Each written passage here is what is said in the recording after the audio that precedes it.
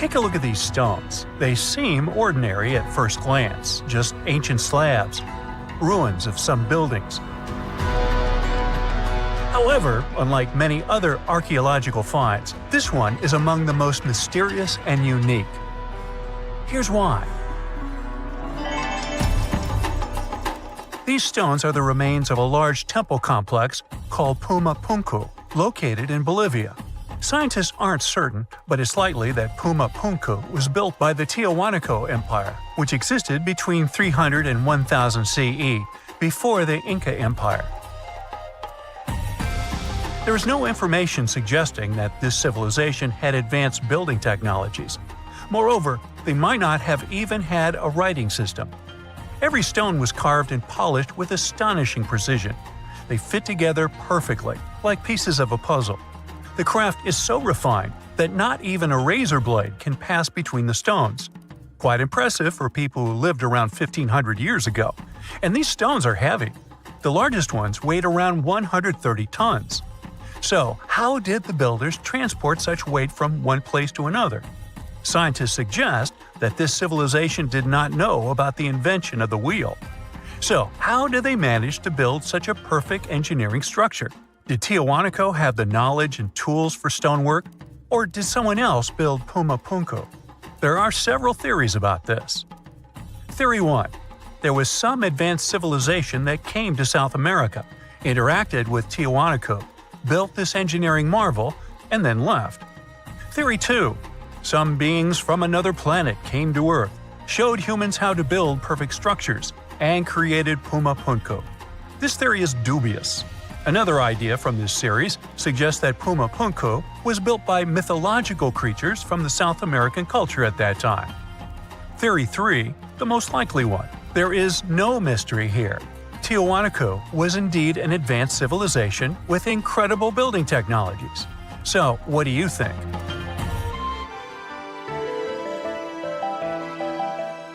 Okay, we've seen some pretty rectangular stones used for building a temple. How about perfectly round stones for studying the starry sky? Or for some other purpose, it doesn't matter. So, welcome to Costa Rica. In the south of this country lies the so-called dicospheres. These are large, heavy, round stones created in the pre-Columbian era, around 600 CE. Now, each stone is made from a unique type of rock formed from cooled magma. In other words, someone waited for a volcanic eruption to end and for all the magma to cool, and then took all this material and carved these spheres from it. But how did they achieve such a perfect shape? Scientists suggest that people used small stones to grind and carve the cooled magma. Some specialists think that the stones were made for navigation. They could have indicated the way to certain places. Another theory claims that the Dica squares were used for astronomy. No one knows for sure. We may never get the answer to this question because the people who knew the secret of the stones disappeared after the Spanish expansion.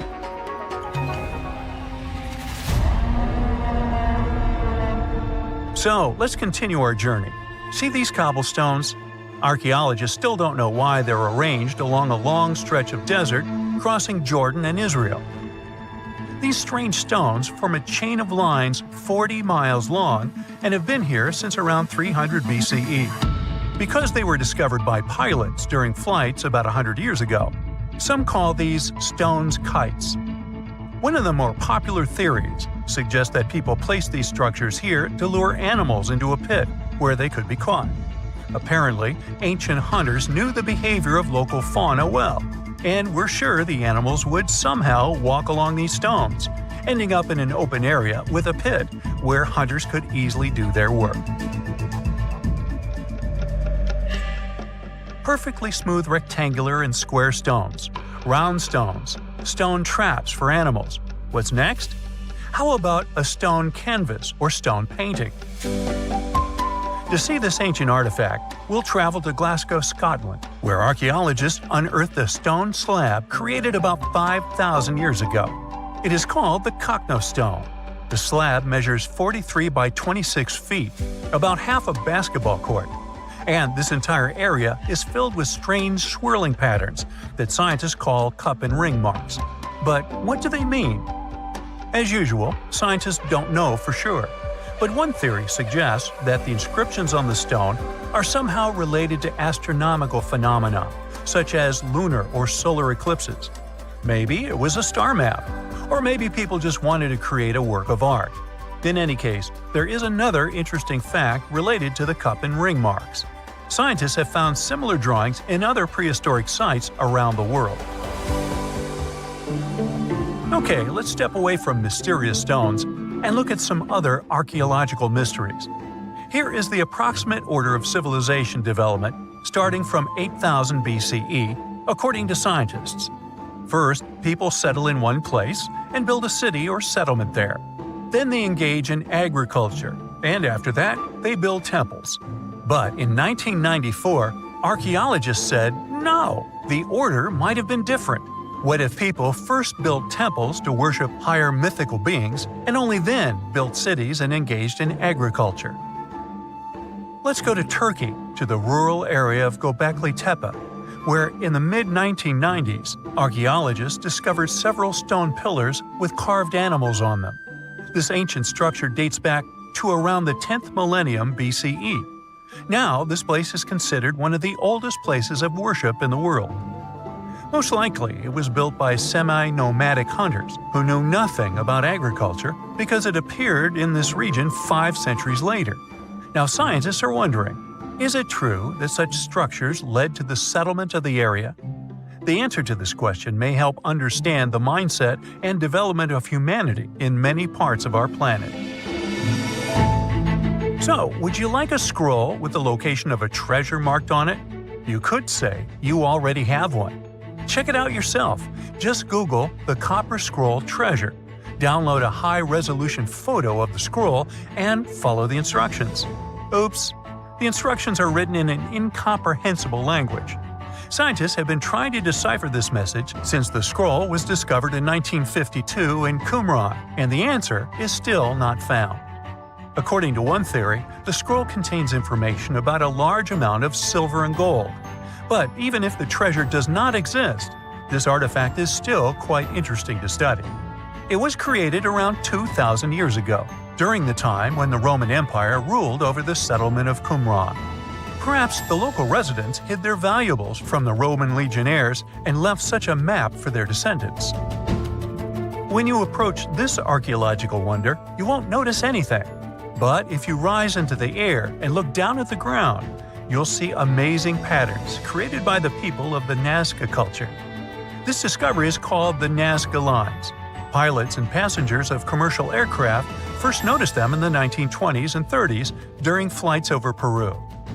These large drawings consist of geometric lines, complex images of animals, and whimsical figures.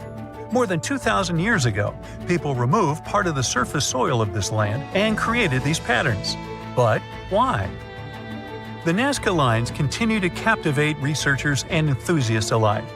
Recent technological advancements, such as drone imagery and satellite mapping, have provided new insights into these enigmatic formations.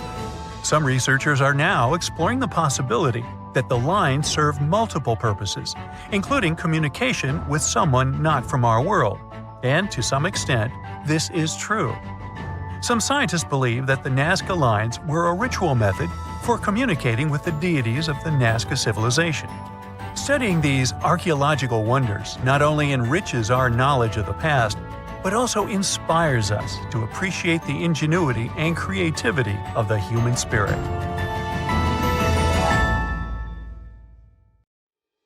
Now, we wouldn't call this island mystical unless there were tales of giants living here. The island of Gozo in Malta is the backdrop of an ancient legend. Malta is an island country located in the Mediterranean Sea, just south of Europe. It's a very strategically located archipelago. Throughout history, it was ruled by many different societies, such as the Phoenicians, Greeks, Romans, and Carthaginians. One cold night, thousands of years ago, a farmer noticed the sky turn orange, then red, when he heard a loud thump. Although the ground seemed to be moving, this wasn't an earthquake. When he looked toward the woods, he saw a giant silhouette, taller than the trees. As he fearfully approached, he realized it was a woman, a giant woman. She introduced herself as Sunsuna. Unlike the terrible giants of many tales, Sunsuna didn't want to exterminate the human race. She was loving and caring. She told the farmer that she and her people could help protect their land from invaders. The locals were pretty interested in this offer. Since Malta is located in an important commercial route, it was constantly being invaded. The story says that Sunsuna settled in Malta, and sooner rather than later, she was moving things around. And when I say things, I mean monoliths.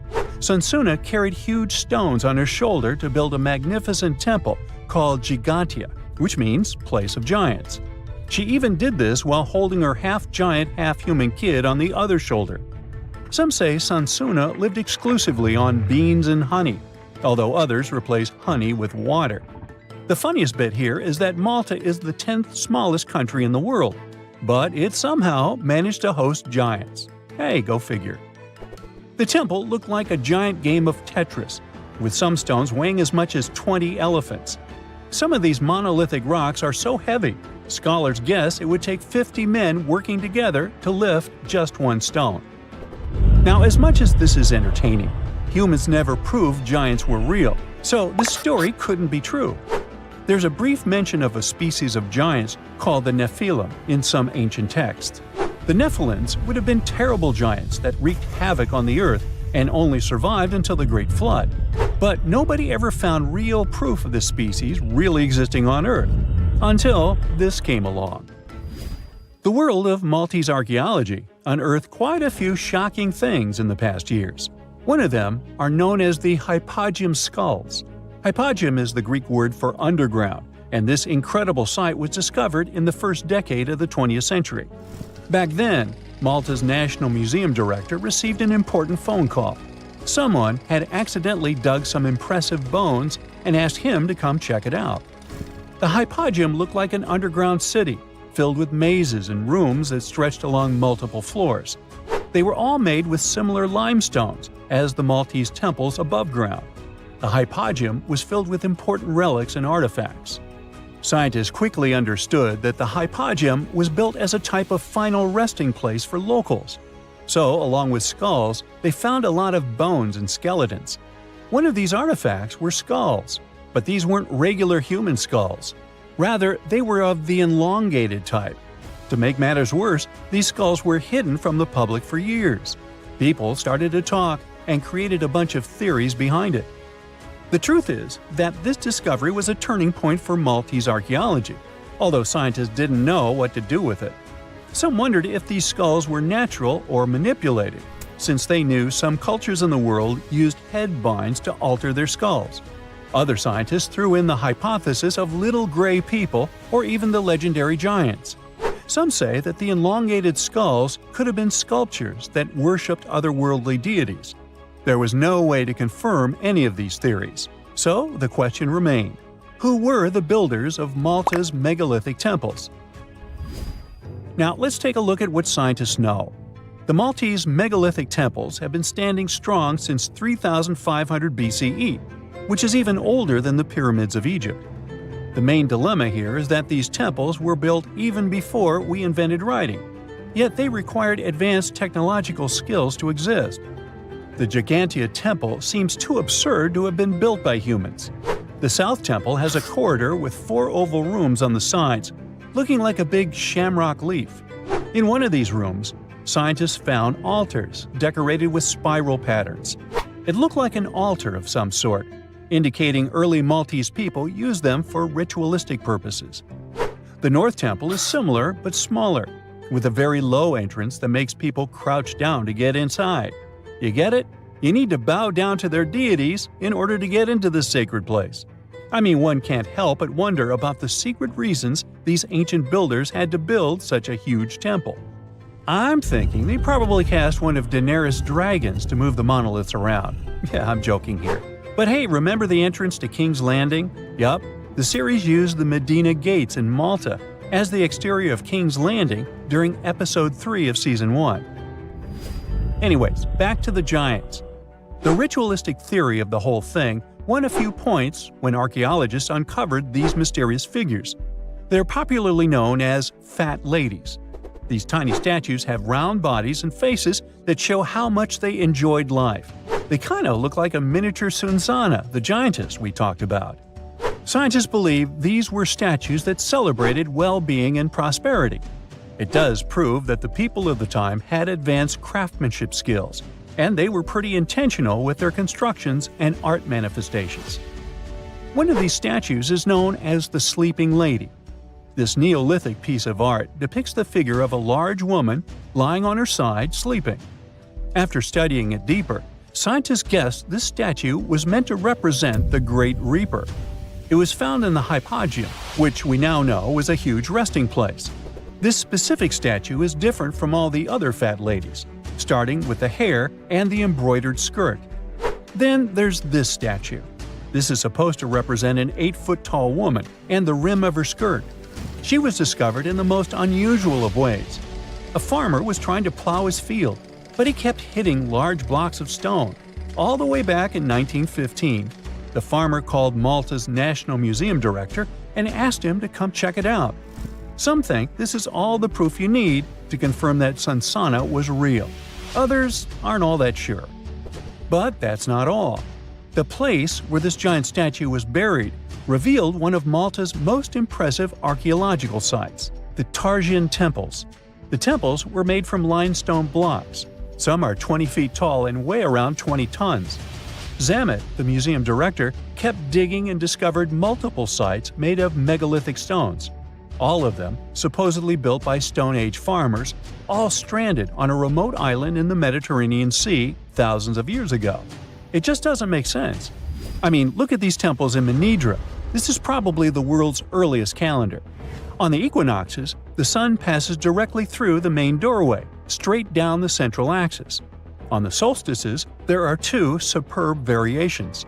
During the summer solstice, the rays fall on the edge of the megalith to the left of the doorway, and during the winter, the rays fall to the right side of the doorway. It's astronomical precision at its finest. And what about the structures in the Hall Tarsian that we've already talked about? This complex is the oldest one in all of Malta. It was built with the purpose of doing animal offerings to deities. Scientists confirm this by unearthing numerous animal bones buried in the soil. They also found a great collection of spirals, indicating that the locals also used this temple for ritualistic purposes. Overall, there are 7 megalithic temples in Malta, each more impressive than the other. Scholars keep on digging to see if they can uncover the truth, much like researchers do with the pyramids of Egypt, the lost Mayan cities in the Americas, and other sites. Hey, you've heard of Stonehenge? Of course you have. Big rocks mysteriously mounted in circles on a plain in England by, somebody. But what if England's Stonehenge is only a replica of another monument, and its builders just crossed the Atlantic and copied what someone had already done elsewhere? Well, it turns out researchers found another Stonehenge underneath the waters of Lake Michigan. This lake is a hotspot for woo-woo unexplained things. A bunch of disappearances, plane crashes, and now this. An ancient underwater monument that looks strangely enough like Stonehenge. We couldn't help ourselves and needed to dive deep into this story. A ring of massive stones, arranged in a way that felt all too familiar. They saw 2 circles, an outer one and an inner one, sitting 40 feet below the surface. But this wasn't just a random pile of rocks. These stones had been placed there, purposefully, by human hands. And by doing some further research, they discovered that they were staring at a structure that's over 9,000 years old. Think about it. This Stonehenge beneath Lake Michigan predates the pyramids. It predates Stonehenge itself by about 4,000 years. All of this information was enough to startle scientists at Northwestern Michigan University. But that was before they found this out. One of the stones had a carving, a faint but clear petroglyph of a mastodon. Mastodons kind of look like the ancestors to our modern-day elephants, but they have been extinct on planet Earth since 10,000 years ago. So, whoever built this underwater Stonehenge needed to be alive at the same time these creatures roamed our planet. This discovery raised many questions among scientists. I mean, why on earth would they go through all this trouble to lay rocks at the bottom of a lake? Well, first things first. Scientists believe that Lake Michigan had much less water back then than it does now. Second, it could have something to do with ancestral practices of First Nation people. There's one theory from a professor of the University of Michigan. He suggested that the stones formed a kind of prehistoric hunting trap. He believes that early hunters used the circular formation as a drive lane to herd large animals like the mastodons from the rock carvings we were just talking about. Once they got these huge animals into a tighter circle, they could be more easily hunted. But not everyone's convinced by this theory. Some believe the circle probably had a deeper spiritual purpose. According to local Native American tribes, like the Anishinaabe, stones are more than just rocks. They're living beings. They hold spiritual energy and represent a connection to the earth and all living creatures. An elder from the Anishinaabe community even suggested that these stones are sacred, placed there by their ancestors to honor the land and its creatures. Scientists are trying to study the stone formation in depth, like about 40 feet. But that's the problem, actually. The fact that it's underwater makes it super difficult, since they don't have the best technology. Traditional archaeological tools don't work as well when everything is submerged, but promising new technologies like stereophotogrammetry, which literally means making 3D models of a site, are helping scientists study the stone circle more closely. Still, research is slow and expensive, so it's hard to know when this mystery will come to a close. As we said, Lake Michigan is a hot spot for unexplained phenomena. Its lakebed is filled with shipwrecks, such as the Thomas Hume, a sturdy American schooner. It also collects debris from airplanes that have suddenly gone missing while flying the area, such as Northwest Airlines Flight 2501 that disappeared in the 1950s. Some people even call the area the Lake Michigan Triangle, suggesting paranormal activities like what happens in the Bermuda Triangle might be going on. The lake spans over 22,000 square miles, which means it's almost two-thirds the size of the country of Ireland. In 2024, scientists were able to access another one of Lake Michigan's mysteries, the wreck of the Margate schooner. This 130-foot-long sailing ship sank over 130 years ago.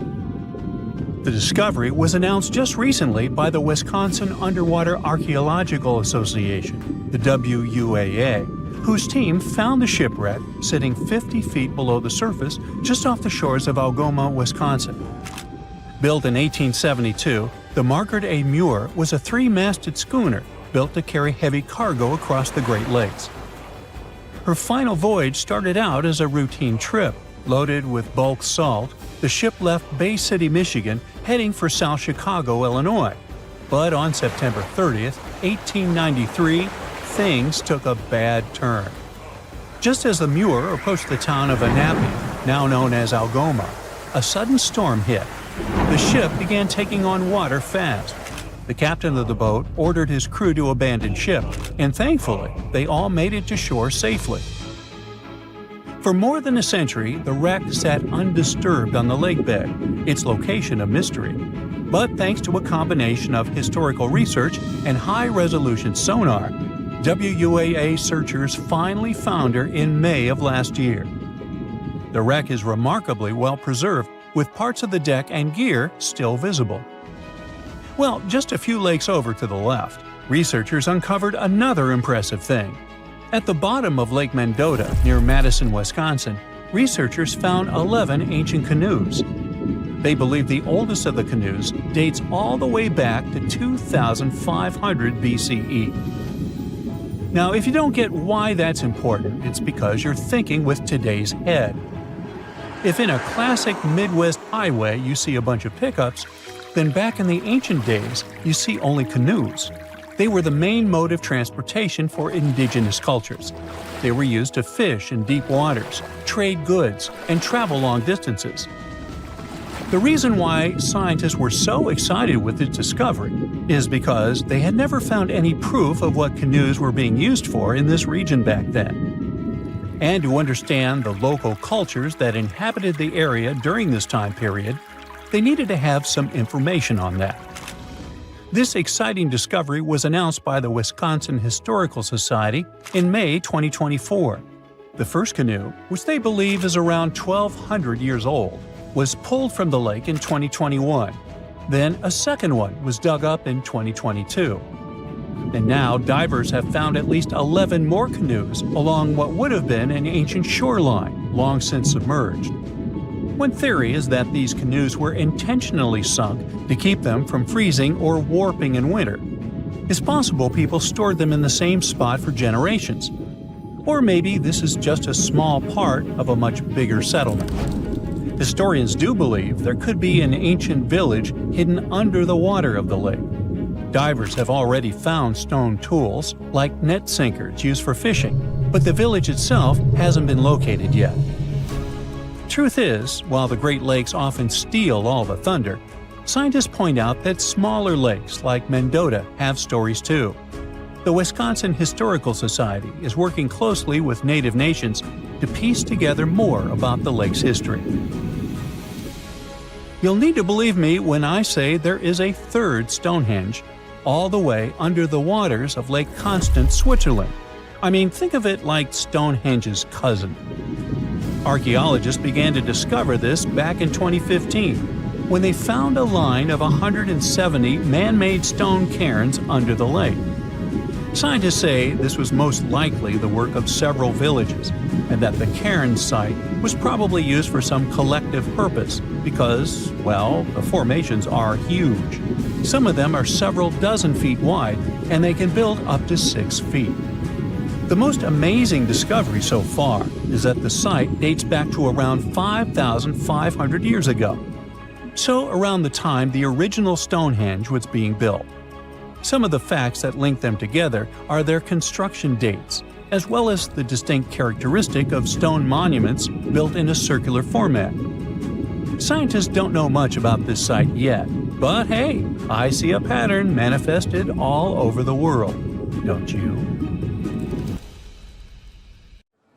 We all grew up believing that Stonehenge is the world's most ancient observatory, but now it has some serious competition for the title. Nabta Playa was built more than 2,000 miles away in southern Egypt and thousands of years before Stonehenge and even the pyramids of Giza. In 1973, a Bedouin guide stumbled upon a strange group of huge stone formations while crossing the Sahara Desert. He led American archaeologist Fred Wendorf to the site, located about 60 miles from the Nile. Wendorf's friend and colleague claims the team found the stones while stopping for a bathroom break in the desert. Either way, what they found changed history. At first, Wendorf thought the stone structures were just natural formations. But then it hit him. This area was once a lake, meaning no natural rocks should even be there. He kept coming back to the site for decades, and by the early 1990s, his team finally uncovered a circle of stones that seemed to line up with the stars in a way no one could explain. After 7 long years of trying to crack the mystery of the site, Wendorf reached out to an expert in archaeoastronomy. They study how ancient people used the stars. One evening, while the expert sat in the cool desert sand staring at the stones, he realized that they formed a pattern radiating outward from a massive burial mound. One by one, as they dug into the sediment, the buried megaliths started lining up like spokes on a wheel. The team had already used radiocarbon dating to test samples from fire hearths and tamarisk wood roofing found inside the stone circle. Nabta Playa had dozens of standing stones, all a few feet tall. Some of them lined up exactly with the sunrise on special days, and others matched up with bright stars in the sky. Inside the big circle, there were 6 special stones that may have been used for rituals or marking important times of the year. Around them, 29 standing stones might have worked like a simple calendar to help people know when it was time for something important, like the summer solstice, the longest day of the year. When the sun rose in just the right spot, it was a sign that the rainy season was coming. The stone circle once aligned with the brightest stars in the northern sky: Arcturus, Sirius, and Alpha Centauri. Some stones even pointed to the constellation Orion. By tracing Arcturus's movement across the sky, they figured out that it matched perfectly with the circle around 4800 BCE. That means it was the oldest astronomical site ever discovered. And the people of Nabta Playa may have been watching the stars thousands of years before telescopes were even invented. It looks like it had a huge meaning for people living and traveling through the desert. Over 10,000 years ago, the long, cold, and dry ice age that lasted for tens of thousands of years was finally fading away. Northern Africa got massive monsoons and rains that filled up seasonal lakes. So, parts of the desert turned into short-lived oases. For the nomadic people who roamed this harsh land, these summer rains were everything. Their entire way of life revolved around cattle. When archaeologists opened the central tomb at Nabta Playa, they dug up cattle bones and even a massive rock carved into the shape of a cow. The people who built it used the stars to guide them and find hidden watering holes like Nabta Playa, which likely held water for about 4 months a year, starting with the summer monsoons. But there was no North Star back then, so instead they navigated using bright stars and the way the sky seemed to spin in circles above them. When the lakes were full, the standing stones would be partly submerged, and from the western shore, you would see the reflection of the stars on the dark water. Nabta Playa is way less famous than Stonehenge, perhaps because its stones were buried and the famous site in England was open to visitors for thousands of years. Sadly, when Nabta Playa did become famous, some tourists ruined parts of it by moving stones around, which messed up the ancient star alignments. To protect it, the authorities moved everything to a museum where people can see the stones and the carved cow statue without damaging them. The Egyptian observatory isn't the only construction similar to Stonehenge. It has versions that were used for different purposes, from Germany and France to the US and the Andes in northern Peru. This last one is actually one of the oldest big structures ever built in this region. The circular plaza is made of 2 giant stone walls arranged in a ring. It was likely used for ceremonies and gatherings. Scientists have carbon dated it to be about 4,750 years old, which means it was built before the Great Pyramids of Egypt and Stonehenge. The plaza had 2 entrances and a special layer of clay, soil, gravel, and charcoal underneath. It was carefully planned and built. Archaeologists also found ceramic pieces, quartz crystals, and gemstones at the site, so it was definitely a special place. People visited it for centuries, but at some point it was sealed off, probably because of changing beliefs and traditions. The most recent discovery was the remains of a large timber circle roughly the same age and with parallels to Stonehenge, all the way up in Denmark. This open-air structure was likely part of a special area where prehistoric people from the late Neolithic and early Bronze Age gathered for rituals and ceremonies. The circle was made up of 45 giant wooden posts, forming a huge ring about 100 feet wide. The wood is gone now, but scientists believe tall timbers once stood in the holes and created an impressive wood henge. No one knows exactly what these circles were used for, but archaeologists have found animal bones and food remains at similar sites. So people probably used to gather there for feasts and rituals. In 2024, scientists found 2 ancient stone circles from the Neolithic period in Dartmoor National Park in England. Some archaeologists believe they might form a sacred ark. Many of Dartmoor's stone structures were built in a curved shape on the high ground in the center of the area. A long time ago, Dartmoor was covered in forests, so people may have used the high ground as important markers. One of the newly found circles fits inside this ark, but the other one is outside of it, to the north. This could have been an entrance point into the ark. There's also a raised bank of earth near the stones, which looks similar to other famous Neolithic sites, like the Ring of Brodgar in Scotland and Stonehenge itself. This means the people who built these circles may have visited Stonehenge or been inspired by it. Archaeologists in Oman found ancient stone monuments called tralith, which got the nickname Arabian Stonehenge. They were finished about 2,000 years ago, but no one knows for sure who built them or why. Scientists also found stone hand axes that are incredibly old, between 300,000 and 1.3 million years old, from the time when the first humans left Africa. At another site in central Oman, archaeologists discovered a Neolithic tomb from around 5000 to 4600 BCE. There are 2 chambers with the bones of dozens of people inside beneath a giant megalithic structure. Nearby, they also discovered rock carvings that were made by people who lived in the area. And then there is another Stonehenge look-alike, this time in Saudi Arabia, that was used as an apartment complex thousands of years ago. Archaeologists discovered a total of 345 stone circles by looking at aerial photos of a lava field. Each circle is between 13 to 26 feet and has at least one large standing stone in the middle. These structures still have remains of stone walls and doorways.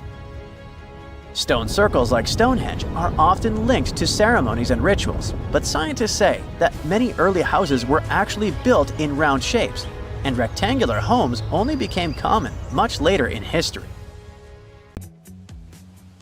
Hey, if you think Stonehenge is one of the oldest stone monuments ever, well, let me introduce you to Göbekli Tepe. Buckle up, we gotta travel to Turkey to meet this really old guy. Yeah, he's too old to travel.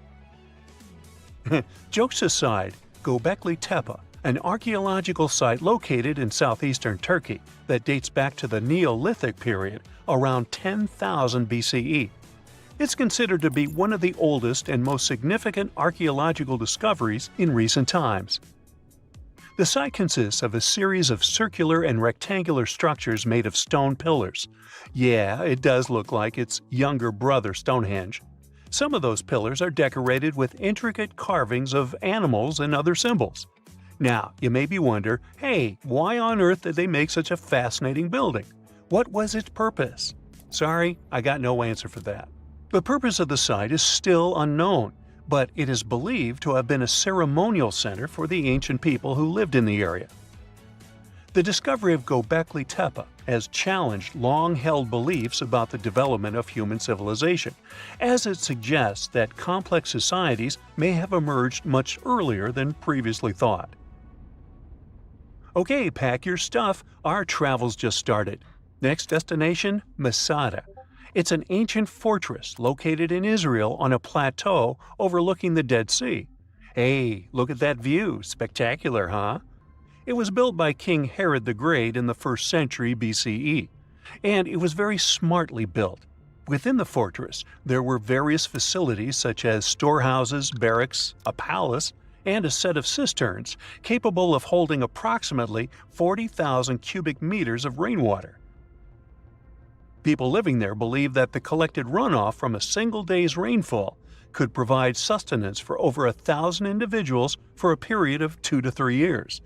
Access to the fortress was limited to 3 steep and winding paths leading up to fortified gates. Still, at one point, the fortress was occupied by people who had fled Jerusalem after the city was captured by the Romans. They held out against the invaders for several months, but eventually they were defeated. But these guys didn't surrender. The story of Masada has become a symbol of resistance and bravery.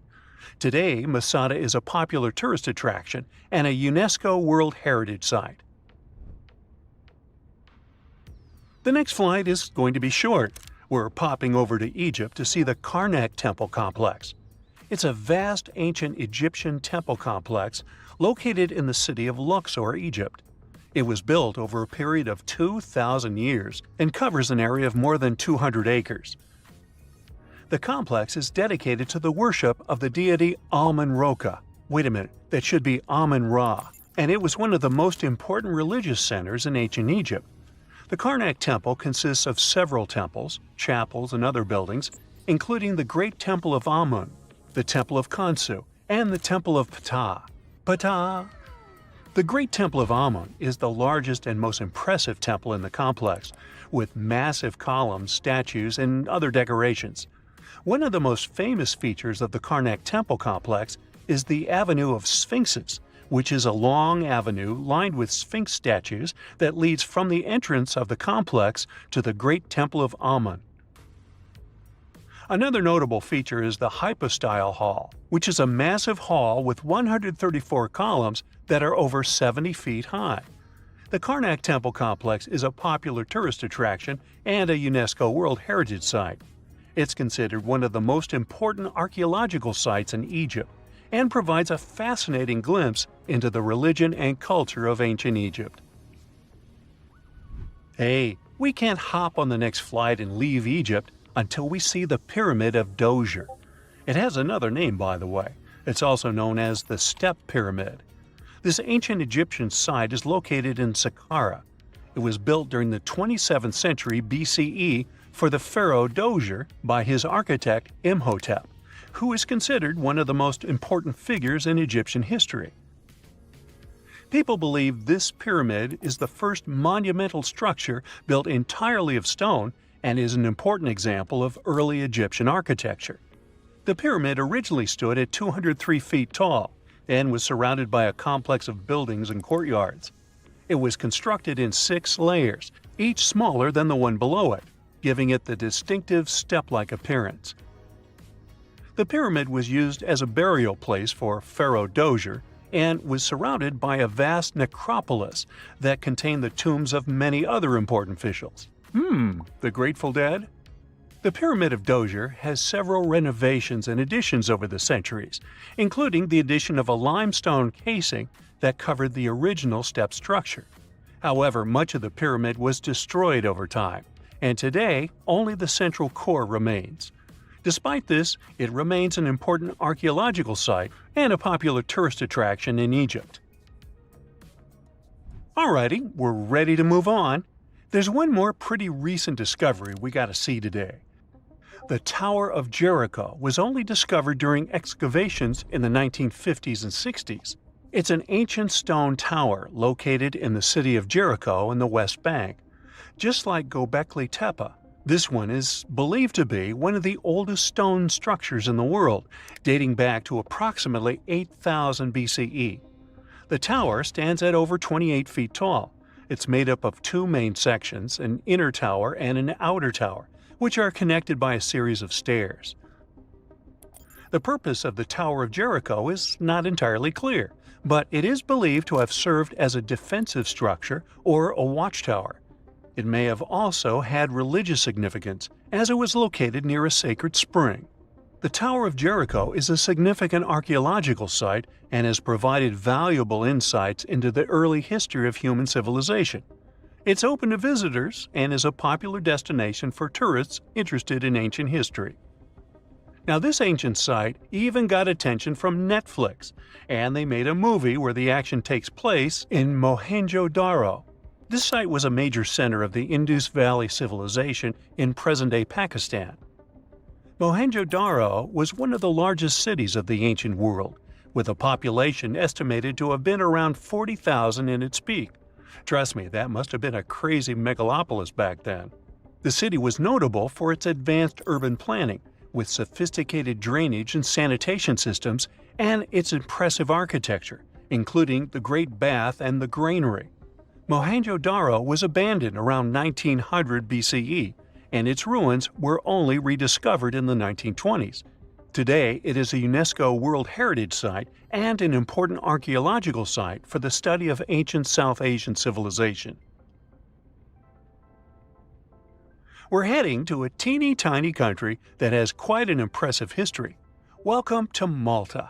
The Ġgantija Temples are a Neolithic site located on the Mediterranean island of Gozo. They're probably one of the oldest freestanding structures in the world, dating back to around 3600 to 3200 BCE. The temples consist of 2 megalithic structures, each with multiple rooms and altars.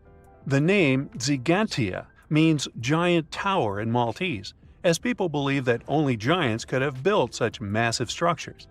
The temples are believed to have been used for religious purposes and are considered to be an important example of prehistoric architecture. They were added to the UNESCO World Heritage List in 1980. Well, you must be pretty tired, but there's one more place we gotta visit today. Our plane is already landing in Armenia, and we're here to see the Temple of Garni. Look, this one is well preserved. This temple dates back to the 1st century CE. It was built by King Tiridates I as a dedication to the sun deity Mir. Sadly, the temple was destroyed in the 17th century during an earthquake, which is quite a common thing for this area, but it was later reconstructed in the 20th century. Today, it's a popular tourist attraction and is also listed as a UNESCO World Heritage Site. So how come the world is still talking about a statue that only existed for a mere 54 years over 2,000 years ago? What made this impressive ancient construction so remarkable that we're still discussing it?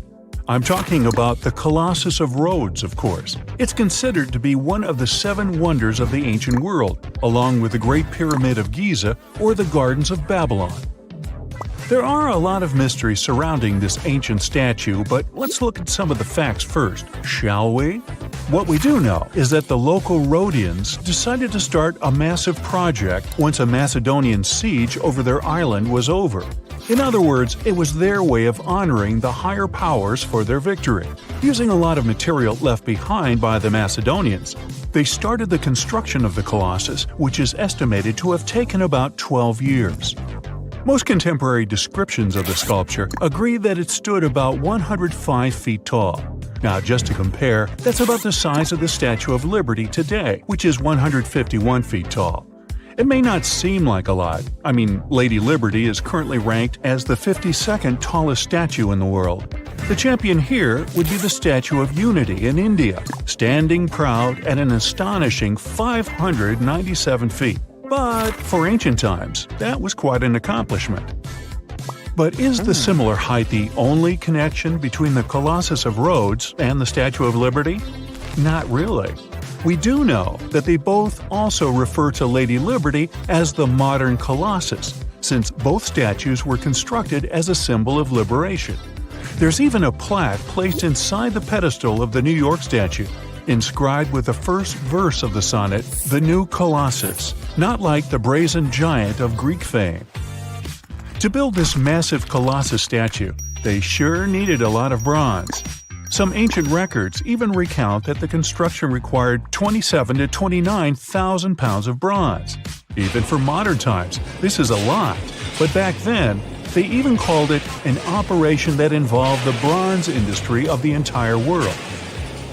The man tasked with bringing the statue to life was Charles of Lindos, a local Greek sculptor. The whole construction took place from 294 to 282 BCE, but unfortunately, Charles never got to see the end result. We don't know for sure why that happened, but some records claim constructing the Colossus of Rhodes may have led him to complete bankruptcy, since he failed to accurately estimate the cost for the massive statue. Anyway, we still don't know for sure how it was possible to build a statue this big back in those days. They had none of the equipment we have today, like excavators or elevators. Some old records said that they had to invent a completely new, custom method to build it. It all happened on the location, put together piece by piece. They supposedly split the statue into many different sections, and the first one to be constructed was the feet.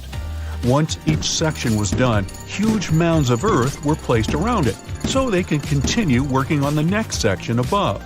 However, these records were made more than 100 years after the Colossus was finished, so there's little we can say about the accuracy of this information. In all those 12 years, the local Greeks worked around the clock to build the Colossus of Rhodes. They started with a white marble base that they placed at the statue's feet. They then continued with some sort of an iron skeleton, to which they attached the bronze plates. Why did they choose bronze, though? Well, that was more for practical reasons, since bronze is stronger than iron and it can also sustain extreme weather conditions. More so, if you think about it, the statue was located pretty close to the sea, so the air surrounding it would have been pretty salty. That's why they needed to make it out of quite sturdy material. And what about the location? Well, that's something that has been up for debate for a long time. Researchers initially believed that the statue stood with each leg on either side of the Mandrake Harbor, one of many in the city of Rhodes, basically straddling its entrance. As imposing as that may sound, it was likely not the case. First of all, that would have meant the harbor would have to have been closed for the whole duration of the construction, which doesn't seem to match all the other records. More so, after the statue had fallen, it would have probably blocked the entirety of the harbor, which again doesn't seem to be mentioned anywhere. Most recent depictions say that it most likely stood either on the eastern side of the Mandrake Harbor or maybe even further inland. So, what happened to this impressive structure? Is there really nothing left of it to this day? And why did it survive for only 54 years, since it took so long to build and it was so important for locals? Well, as admired and valued as it was to the Greeks, an earthquake took the Colossus of Rhodes away from them. The story goes that because of the movement of the earth beneath it, the statue snapped at its knees and was completely laid on the ground. Nonetheless, the statue still continued to be admired for centuries. The Rhodians refused to rebuild it as they considered it a sign and did not dare intervene with destiny. By the middle of the 7th century, they had taken away what was left of the statue completely. Legend says it took about 900 camels to carry all the bronze away from the location. And what about the looks of the statue? This is also one aspect that is still shrouded in mystery. Even though it was a symbol of the locals' pride in maintaining their independence, they did not use the depiction of the statue for any of the coins they made, even though that was kind of customary. Other art historians do think, however, that the Colossus was similar to other depictions of the same mythological creature, a male figure that had rays of light rising from its head. The position of its hands is also still up for debate. Some say it might have even been holding a torch. We don't know if his hands were pointed straight down or whether the right arm was raised, like in similar representations in Greek mythology. The original might not be here for us to admire anymore, but there are some plans out there to rebuild it. A group of European architects intends to build a 21st century version of the ancient statue. This new construction is planned to stretch 500 feet tall. It should serve as a cultural center combined with a lighthouse. To make sure it won't have the same destiny as its ancient ancestor, these designers intend to use a lot of technology available today. Firstly, they plan to cover the whole exterior of the modern Colossus with solar panels so that the enormous building has enough electricity. They also intend to use modern resources to make sure earthquakes and wind forces won't affect the massive structure yet again. To do that, they plan to build the statue as a tripod structure, made from its 2 legs and a third pillar of support, constructed from the sash draped over the statue's arm and touching the ground. They also plan to place heavy steel support around the base for counterbalance. They even thought of a suspension system that would permit the statue to rock back and forth, making it a bit more flexible and able to resist all the various weather conditions. The manufacturer's suggested retail price on this project is quite high though, estimated at around $283 million. Supporters of the modern Colossus are optimistic as they are certain they can raise that impressive amount of cash through crowdfunding and private investments. Ever since Plato wrote about the allegory of Atlantis, humanity has been fascinated with the possibility of the discovery of a thriving underwater civilization. Fancy joining me on a trip to a few historic underwater sites? Let's see what we can find out about ancient civilizations. The first one on our list is what is being called the underwater Stonehenge. Scientists have recently discovered a mysterious pile of cairns that stretch for miles under the shimmering waters of Lake Constance at the borders of Switzerland, Germany, and Austria. Archaeologists began to explore the site back in 2015, and they haven't been able to understand yet what it was actually used for. What they do know is that there is a 12-mile line of 170 human-made stone cairns under Lake Constance. Scientists say this was most likely the result of a combined work of several villages. The cairn site was probably used for some collective purpose. The formations are huge. Some of them are several dozen feet wide. The most amazing discovery so far is that the site dates back to around 5,500 years ago. Now, what were we humans doing back then? We were living in the prime years of the so-called Stone Age. We were beginning to make artifacts from stone and use them to hunt and eat. Can you imagine what a knife and fork might have looked like back in those days? It's no coincidence that scientists call this site the underwater Stonehenge, though. Both sites are believed to have been built around the same period of time. You see, Stonehenge dates back to around 3100 BCE. Both sites carry the distinct characteristic of stone monuments built in a circle. Not to mention the fact that scientists also haven't figured out why on earth our early ancestors would feel the need to build a monument such as Stonehenge. Well, the mystery of Lake Constance hasn't been solved yet. Who were the Neolithic people from this area? And for what purpose did they go through such an amount of work and effort to build this huge stone site? Next, we're taking you on a tour of the Ryukyu Islands just off the coast of Japan. You're diving deep down to an archaeological site. But I should warn you, the waters of the Pacific Ocean are far from smooth. It doesn't take long before you see a huge structure, thanks to the sunlight shining down on the seabed. At first, it looks like Machu Picchu's ruins located across the globe in Peru. As you approach the site, you slowly figure out its forms. A pyramid-shaped structure, arches, staircases. It's something that could have easily been a palace or a castle. Could this be a sign of human activity? What you've just seen is known today as the Yonaguni Monument. It also goes by the name of Japan's Atlantis. The entire monument is about the size of 5 soccer fields and the height of a 5-story building. Its most surprising feature is its expanse of terraces. Explorers and scientists believe that Yonaguni might be 10,000 years old. But whether it's a human-made structure or a natural formation is still under debate. For Japan's top marine geologist, Professor Masaki Kimura, Yonaguni is the heritage of a lost civilization. Kimura has dived to the bottom of the ocean to explore the ruins over 100 times over the past 10 years. According to him, there are clear signs of human activity down there. On the monument's surface, there is a triangle-shaped concave that is a historical symbol of water fountains in the region. There's also a giant turtle carved on the eastern side of the structure. And, according to Kimura, turtles have an important cultural meaning. Several pieces of stone tools have been recovered from the site. Their estimated age is around 10,000 years. However, not all scientists support this theory.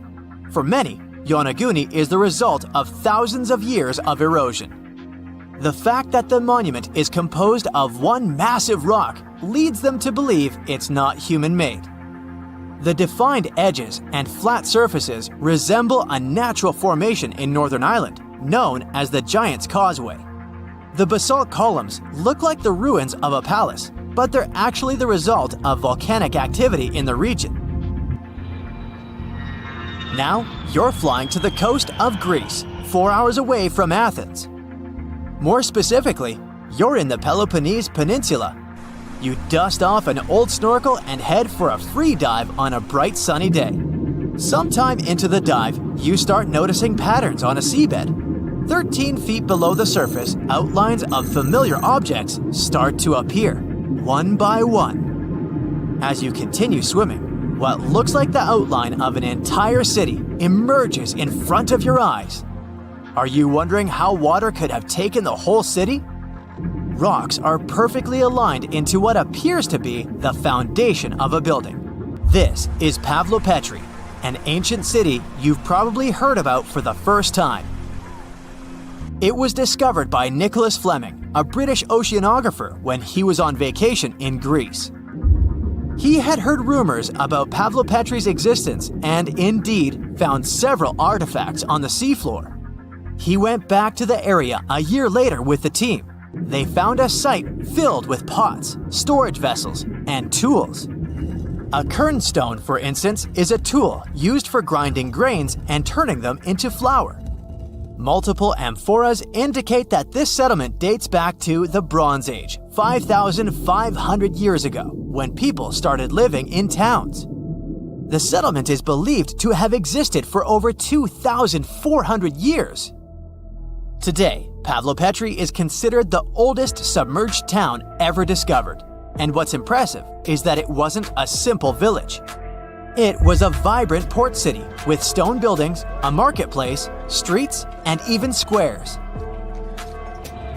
The next stop on our voyage is one of today's most famous underwater cities that has been turned into an archaeological park. The city of Port Royal in Jamaica exists only below the surface, but in 1692 it was one of the wealthiest cities in the Western Hemisphere. Port Royal was the center of the British Empire at the time and an important trade city that attracted people from all over the region. It was also home to real-life pirates of the Caribbean. On the morning of June 7, 1692, the people of Port Royal met a different fate than they had probably expected.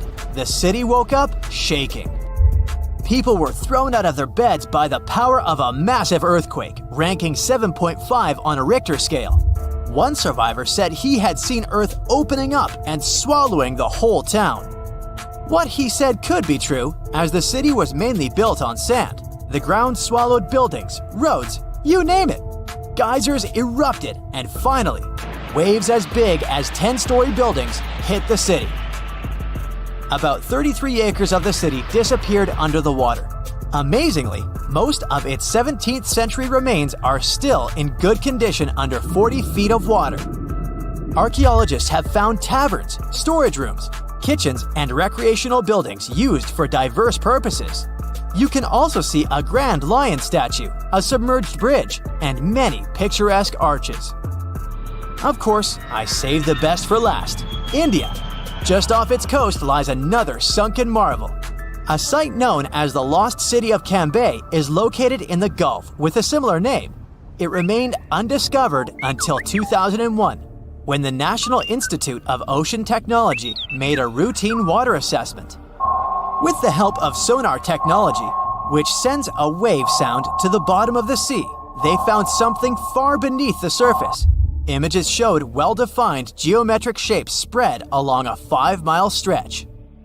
The remains date to more than 9,500 years ago, meaning this civilization was lost at around the end of the Ice Age.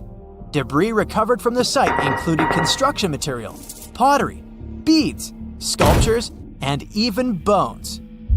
Scientists argue whether these artifacts are indeed from the site, but if they truly are, then the lost city of Cambay might be the oldest civilization in the world. Hundreds of thousands of tourists try to push it back up for cool photos. But can anyone really save the Leaning Tower of Pisa from falling over? The tower is one of the most famous examples of medieval architecture and a part of a complex called Pisa's Field of Miracles. In the 12th century, when the construction began, it was pretty unusual for a bell tower to stand away from a cathedral.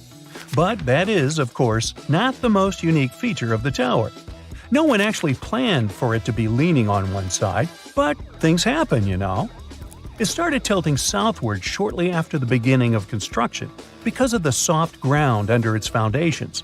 That soil couldn't handle the weight of the heavy white marble and started to go down. The builders decided to get creative and add each next floor at an angle to fix the tilt, but it didn't help. Once 3 of the 8 floors were finished, the tilt was so obviously getting worse that they had to halt the process to solve the problem. Because of a major conflict between Pisa and the city-state of Genova, the construction stopped for around 100 years.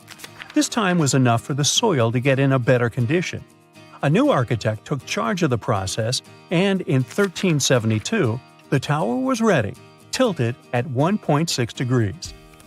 A popular legend says that Galileo Galilei, a famous Italian astronomer and physicist, dropped 2 different weights from the tower to prove that lighter and heavier objects fall at the same speed. If that legend is true, he would have done it when the tower was tilted at about 3 degrees. Almost 3 centuries later, an architect working on the tower wanted to show the world the beautiful carvings on its base, hoping to increase its value. Sadly, it made the construction tilt like never before. Oops. But even despite all this, Pisa's main symbol managed to survive at least 4 massive earthquakes. It turned out that the moldable soil prevented the tower from resonating with earthquake ground motion. In the middle of the 20th century, when the tower was already leaning at 5.5 degrees, Italian officials decided to invite experts to save it from completely falling over. Ideas on how to preserve the ancient monument arrived from all across the world, and they created a special international committee. They came up with an idea to extract soil from beneath the tower's northern foundation to put it back in an upright position. The team ran computer simulations and decided to bring the plan to life before it was too late. Workers wrapped steel bands around the first level of the tower to protect the stone. They put an impressive amount of lead weights on the northern side of the tower and connected it to cables set deep underground. Then they started drilling and removing the soil step by step. This method worked and helped to pull the tower against the direction of the tilt. The team had to repeat the process over several years at 41 different locations around the tower. Talk about perseverance. In May 2008, the tower finished straightening and finally stood still.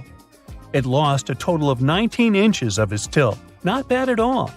Engineers believe it will stand strong for at least another 200 years. And with the technology of the future, it should be easy to fix it again and let it stand for another 800 years. Or who knows, maybe robots will figure out how to preserve it forever. So, you have no reason to worry about the Leaning Tower of Pisa. But you might get concerned about the future of some other leaning towers around the world. The bell tower of Syracuse, Germany, held the official title of the world's furthest leaning church tower for years. It was built of granite more than 625 years ago on marshy soil. The foundation was made of oak tree trunks. The water in the ground actually helped to preserve it. When it was drained in the 19th century, the wood deteriorated and the tower started tilting. They had to close it to reinforce the tower, and it has been functioning as a church since it became safe again. In the summer of 2022, another German tower beat the record of the bell tower of Syracuse. A special commission measured the tilt of the Leaning Tower of Gau-Weinheim, and it turned out to be 5.42 degrees. It's a medieval fortified tower, and its bell still rings 3 times a day. The most famous clock tower in the world, London's Big Ben, is also leaning on one side. By the way, Big Ben is actually the name of the bell inside the tower, which was renamed the Elizabeth Tower in 2012. Anyway, the tower is now leaning about 1/4 of a degree to the northwest. It sounds like nothing, but in the long term, it could become unstable. Experts don't know what's causing the tilt. There's a theory that says that the London clay on which Big Ben stands is drying out. The keeper of the great clock mentioned it could be between 4,000 and 10,000 years until the tilt becomes a serious problem. I can wait. The Belfry Tower of Bruges, another famous construction, is a real survivor. Lightning struck it at the end of the 15th century, burning the spire to ashes and ruining the bells. The new spire was also devoured by flames 2.5 centuries later. So what you see today is the result of several rebuildings. The tower now has 47 bells. They used to play an important role in the life of the city. The bells would ring to announce fire alarm, work hours, and major events. If the tilt of 34 inches isn't disturbing you, you can climb the tower to enjoy the views from the top. And if you think only constructions from the Middle Ages can tilt when no one asked them to, meet San Francisco's Millennium Tower. This skyscraper is the tallest residential building in the city. It offers luxurious apartments and tilts more than 2 feet north and west. It has no plans to stop leaning so far and keeps going at a speed of 3 inches a year because it's sinking into the ground. And if no one manages to solve the problem, it could reach a tilt of 40 inches. If it goes any further on the side, the elevators and plumbing might not function anymore. All this is most likely the result of a construction mistake. The proposed solution now is to install 18 steel pipes down to bedrock deep underneath the tower to halt and probably even reverse some of the tilting. Some buildings are made tilted on purpose. The Capitol Gate Tower is one of the architectural gems of Abu Dhabi, UAE.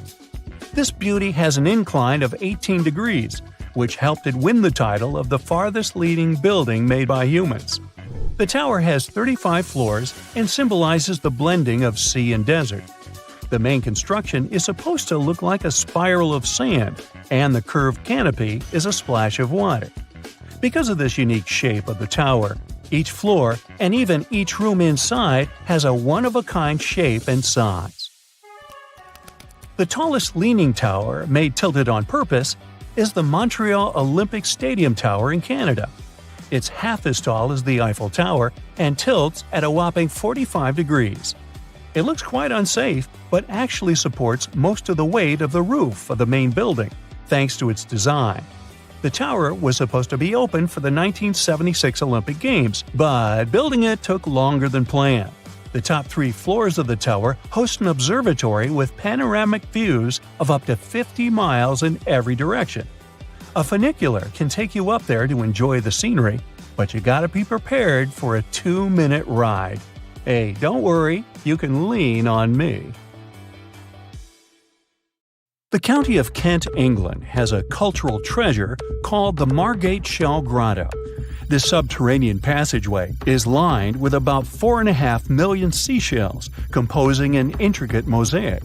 The gorgeous landmark was stumbled upon by accident in the 1800s, and it's still engulfed in mystery to this day. That's because no one knows who built it or why. Experts can't even figure out how it was built, since they'd need to collect samples from the walls and the removed parts would be irreplaceable. A brief analysis of the substance beneath these shells points to some sort of fish-based concoction. Some believe these walls were designed by some sort of evolved ancient civilization. Others describe the Margate Shell Grotto as belonging to either Egyptian, Roman, Indian, or Phoenician architecture. One other potential explanation is that the masterpiece was a personal project of an eccentric Victorian aristocrat. Now, the Roman Colosseum used to be nearly twice as large as it is today. However, it did not survive in its full form throughout the ages. Let's look at some of the history surrounding the Colosseum to piece the story together and how it managed to be scattered around town. The construction of this building began in 70 CE under Emperor Vespasian. Is that where Vespa comes from? Ever since it first opened, it was home to lots of activities and shows, featuring the mighty gladiators and a large array of exotic animals. And we'll leave it there. Its architectural glory started to dim down in 217, when a fire struck the upper parapets and much of the building's interiors. It took a whole century to finish the repairs for the damages, but the first form of the Colosseum would be gone forever. The downfall continued with an earthquake that affected southern Italy in 443. At this point, a big part of the Colosseum's outer ring was damaged. After the Siege of Rome, which happened in 472, locals met hardship, so a lot of them had to rely on selling pieces of limestone from the ancient Colosseum. Its most devastating blow came from another earthquake, which happened in 1349. This is when the south side of the building completely collapsed. That's when it started to look more like the building we see today in the Italian capital. However, the pieces of stone that were shaken off from the Colosseum were used to rebuild some other famous landmarks in Rome. So, if you just think about it, the missing part of the Colosseum isn't missing at all. It's just been repurposed, scattered around the city. Official efforts to preserve the Colosseum started around the 17th century and have been developing ever since, culminating with the massive Roman building being named one of the 7 wonders of the world in the 21st century. Now, the Colosseum may be the most famous, but it's certainly not the only ancient amphitheater worth mentioning. Continuing the list is the Amphitheater of El Jem, which dates to around 238. You'll find it in the small Tunisian town of El Jem. History connoisseurs may know El Jem as one of the best preserved Roman stone ruins in the world. It stands at about 100 feet tall and has the capacity to host around 35,000 people. No list of important ancient sites is complete without mentioning the glorious city of Pompeii in Italy. A massive eruption of the Vesuvius volcano covered the entire city in a considerable layer of volcanic ash. Luckily for us, though, what was left underneath that layer was very well preserved, and it's been studied ever since its discovery in the 1800s. Pompeii was originally inhabited by the Oscan tribe long ago, but it was then transformed into a colony during the ages of the Roman Empire. It has some of the best preserved villas, baths, shops, and even residential buildings. Tourists can also walk across paved streets and see artworks like sculptures, mosaics, and wall paintings. Now, when visiting Peru, most people head over to Machu Picchu. But let me tell you a little secret. Machu Picchu is not that ancient, as it's estimated to have been built in the 15th century CE. If you're looking for something a bit older, the ruins of Caro, also situated in Peru, might be a better choice, as it's one of Southern America's oldest urban areas. No sign of brutality was ever found here in this area, so archaeologists suggested that this place was home to a peaceful society. It's believed they used commerce to make ends meet, and they also enjoyed music. That's because one of the most significant discoveries made here at this site was the impressive collection of musical instruments, which featured 37 cornetos made of animal bones, like deer and llama. Another 33 flutes were found here, which were estimated to date as far back as 2170 BCE. The ruins of the ancient city of Pella in Jordan date back to over 6,000 years ago. They are also a notable example of advanced societies that have been long gone, as it features ancient theaters, Roman baths, and a fountain house. What makes this location even more important is the fact that archaeologists believed it has been populated ever since the Stone Age. The ancient theater of Fourvière is a secluded gem hidden in the French city of Lyon. Archaeological data estimates it was built over 2,000 years ago, and it offers a gorgeous view of the city. Able to seat about 10,000 people, this ancient theater is home to the famous Nuit des Fourvières, a music festival. Now, back in Greek and Roman times, it was called Heliopolis, or the City of Sun. These days, Baalbek features a temple complex that's home to 2 of the biggest Roman temple ruins, the temples of Bacchus and that of Jupiter. Should you want to visit it, you'll need to head over to eastern Lebanon, where these temples are wonderfully preserved to this day. We do know they date back to about the 2nd or 3rd century.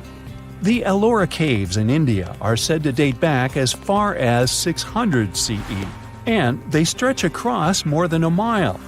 Located in the state of Maharashtra, here's where you can visit a rare array of 34 temples, which were intricately carved out of the mountainside. They're filled with delicate works of art like paintings and sculptures.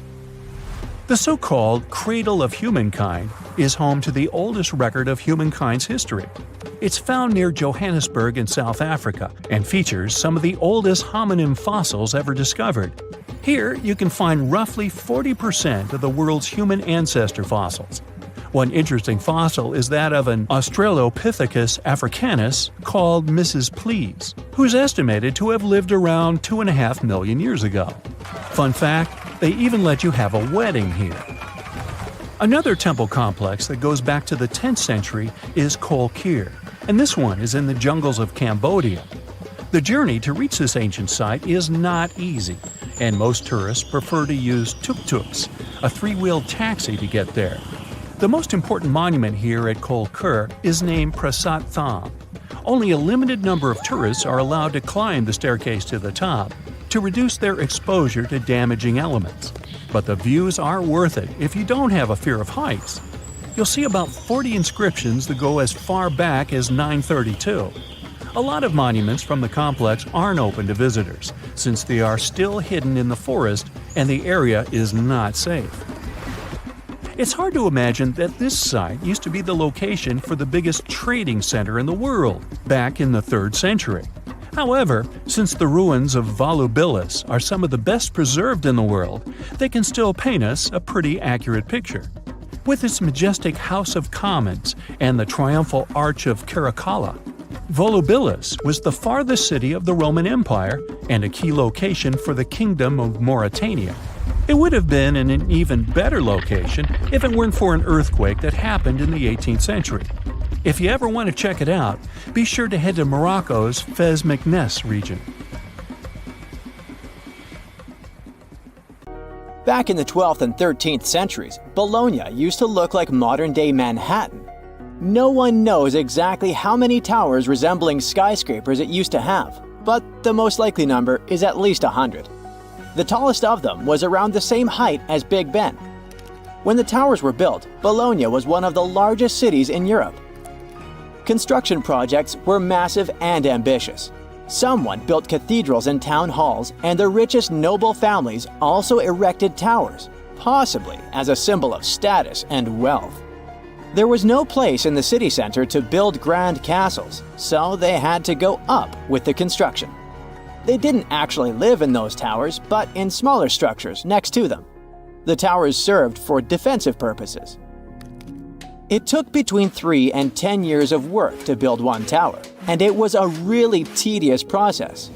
Each of them had a steady foundation deep underground and a base made of big blocks of selenite stone.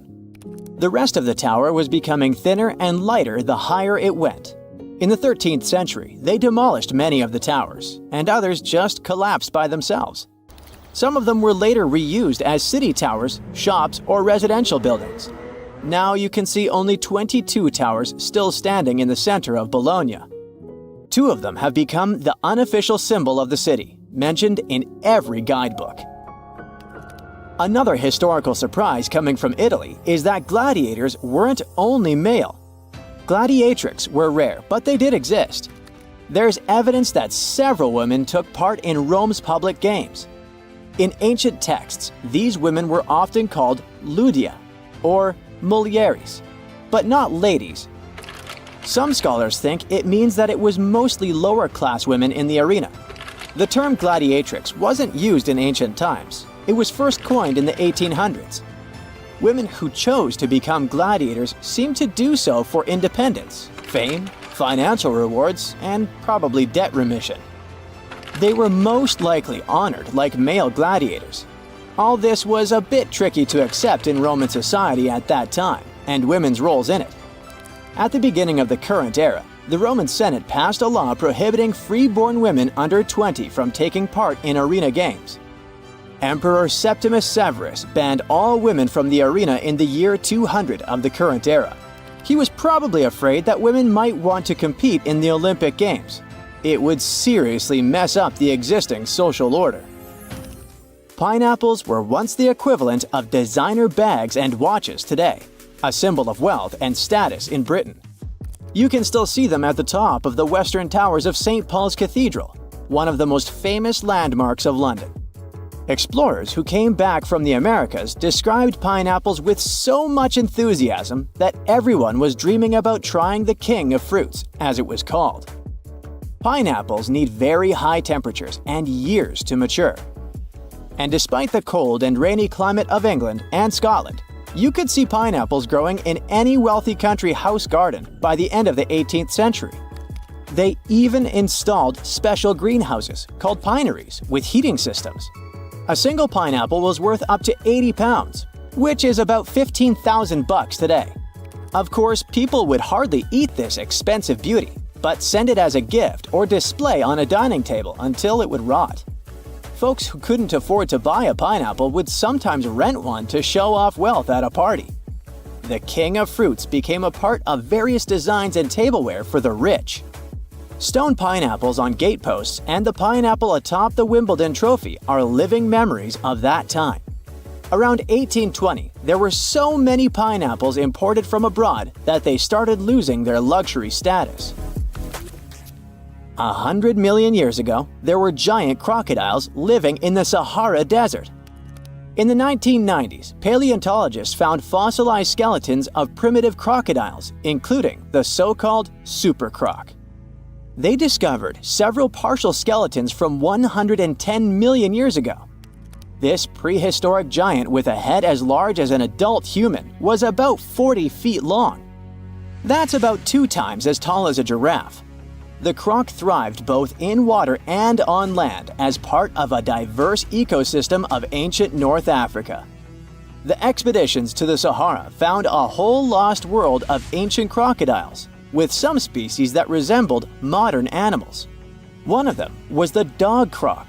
With its tall legs and keen sense of smell, it moved through the surroundings much like a dog. Another fascinating find was the duck croc, a 3-foot-long crocodile with duck-billed platypus-like features. It was adapted for life on land rather than water. And then there was also the rat croc, a small 2-foot-long crocodile. This species had front teeth, perfect for digging up insects. These prehistoric creatures were more agile, active, and probably more intelligent than today's crocs, who are passive hunters. If noise-canceling headphones had been invented in the 19th century, they would have come in really handy. On the 27th of August 1883, the island of Krakatoa in Indonesia experienced a catastrophic eruption. It produced what is believed to be the loudest sound ever recorded. As Krakatoa collapsed, it triggered tsunamis with waves reaching 151 feet that traveled as far as South Africa. Krakatoa was an uninhabited volcanic island that hadn't erupted for 2 centuries before this terrible day.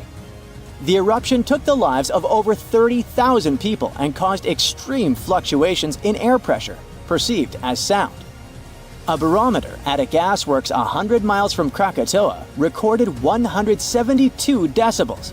An average human can withstand up to 130 decibels of sound without getting in serious trouble. This intense pressure ruptured the eardrums of sailors on the British ship Norham Castle, which was 40 miles away from Krakatoa. The sound wave from it circled the globe, and people could still hear it even 3,000 miles away, where it resembled cannon fire. The late 1800s were a golden era for grand mustaches. But there was one problem. You couldn't enjoy a cup of tea with this kind of facial hairstyle.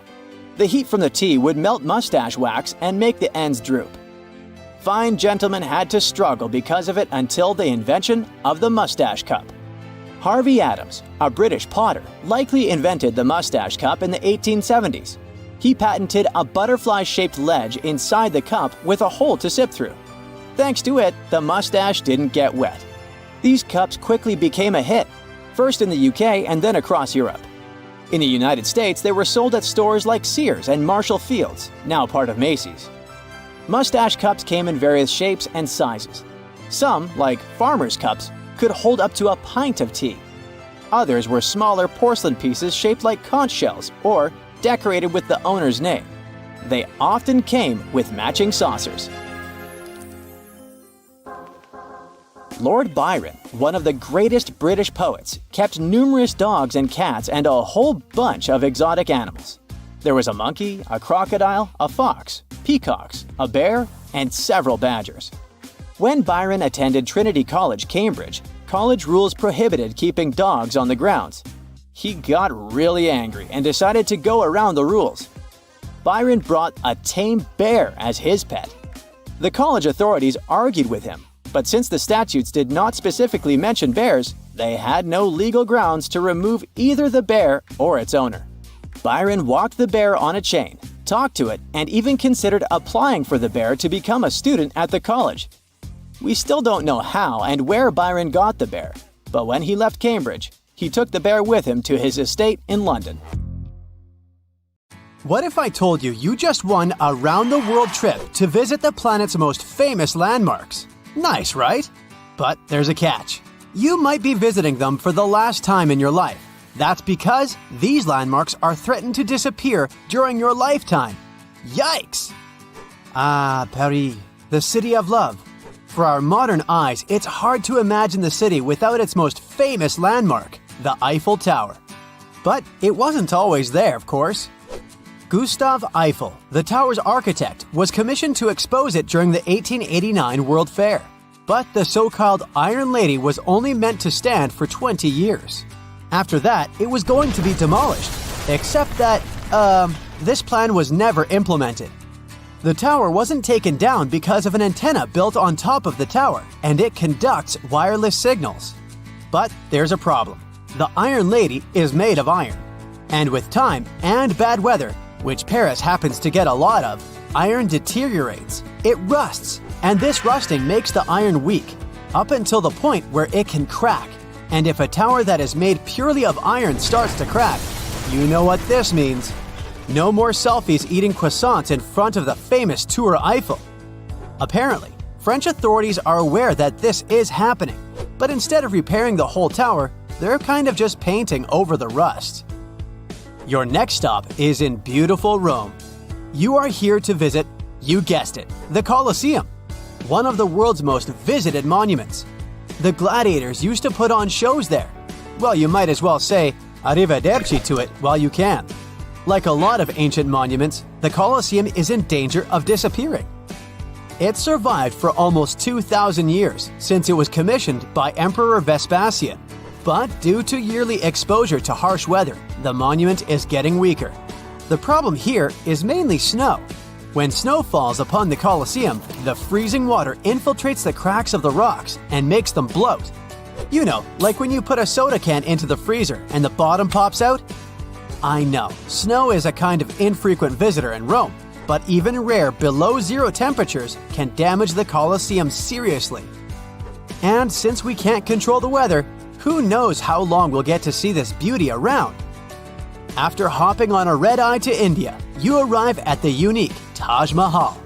It's even more mesmerizing in person than it is in pictures. The Taj is one of the 7 wonders of the modern world. But why is it at risk of disappearing, you might ask? The monument was finished way back in 1643. It was made with pristine white marble as a gift from Emperor Shah Jahan to his beloved wife.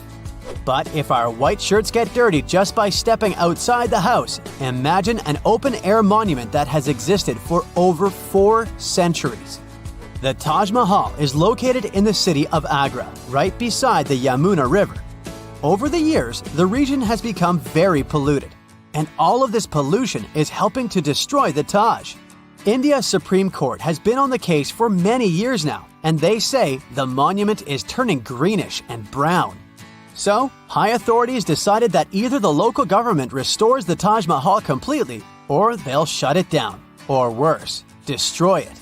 For the good of humanity, I hope they decide to restore it already.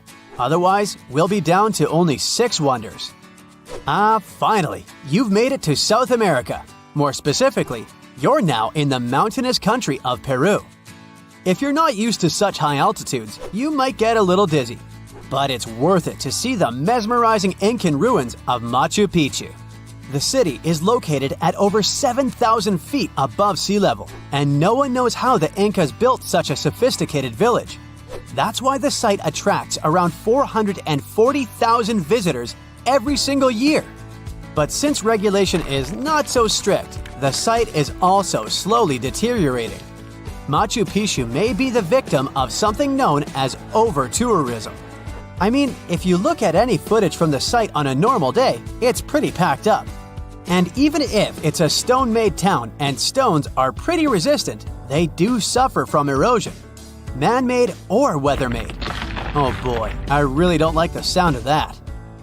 There's another stone monument that you need to check off your list. Can you guess which one it is? Yup, Stonehenge. Located in the peaceful hills of Wiltshire, England, Stonehenge has been around for over 5,000 years. Well, nobody knows exactly when it was built, but bear with me. If the only cause for disappearance would be erosion, then it would make the monument millions of years before it disappeared. But that's not the case. Since 1995, there have been multiple proposals from British authorities to build an underground tunnel that connects southeast and southwest England. The thing is, The tunnel passes underneath Stonehenge, and it might rock the site's foundation. Get it? Rock? Anyway, since the project was suggested, local supporters of the monument have found a Save Stonehenge alliance to keep the monument safe.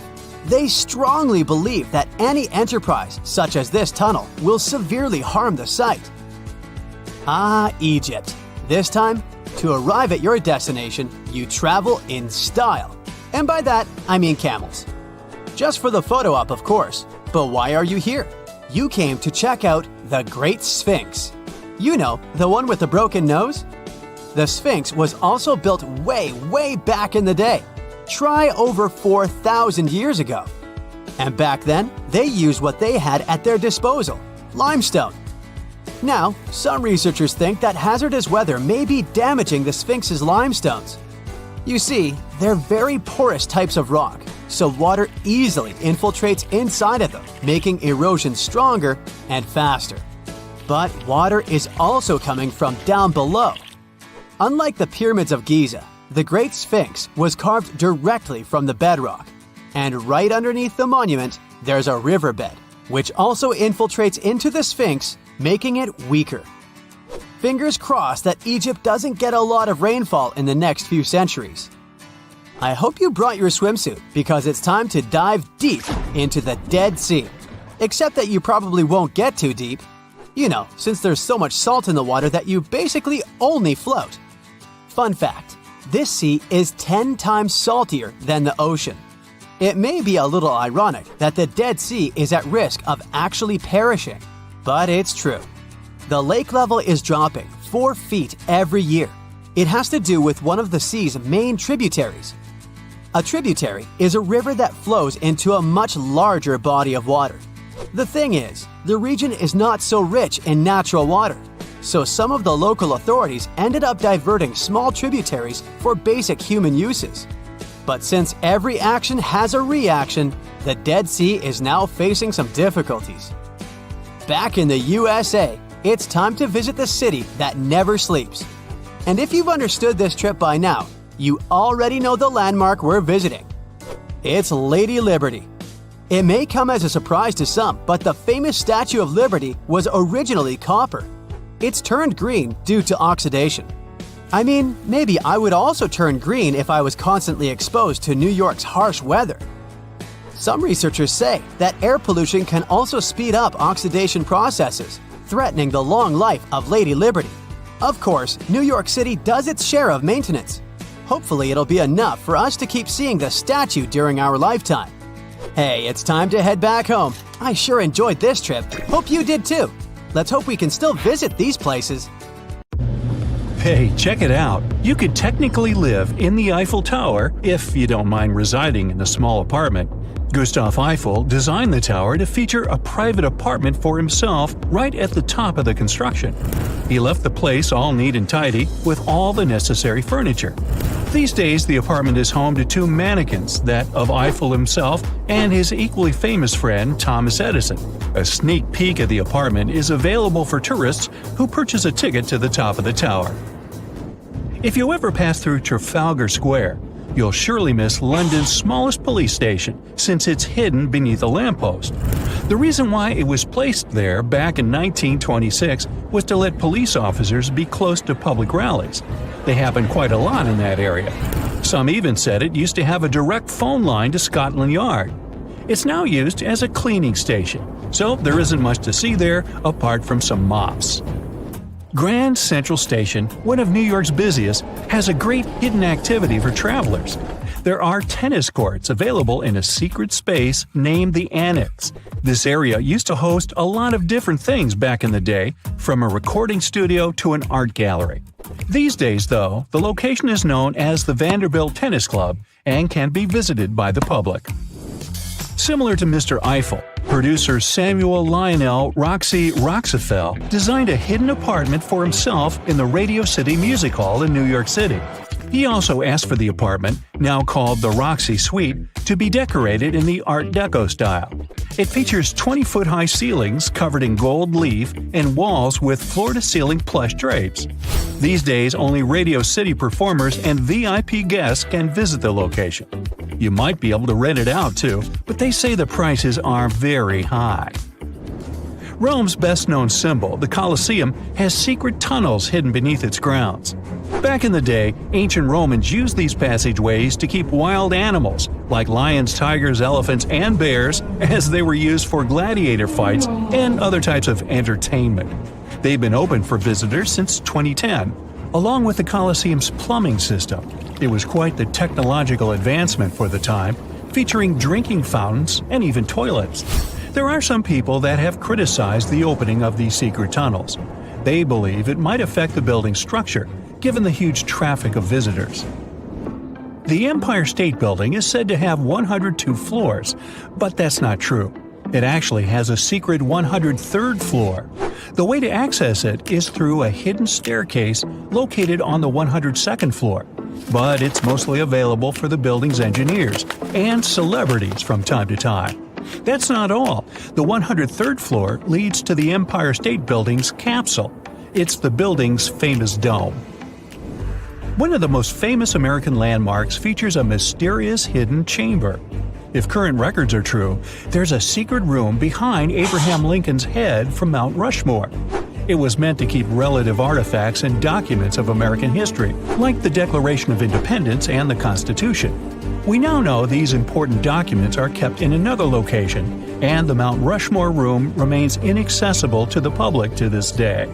Like maybe it's a video game room for park rangers. Or not. Completed between 2550 and 2490 BCE, the Great Pyramid of Giza is the last remaining of the 7 wonders of the ancient world. Constructed as a resting place for the 4th dynasty Egyptian pharaoh Khufu, it was thought to feature the Grand Gallery, the King's Chamber, and the Queen's Chamber. But that's not all, as recently a secret room was discovered here. Dubbed the Big Void, kind of like my head, this huge space is nearly 100 feet long.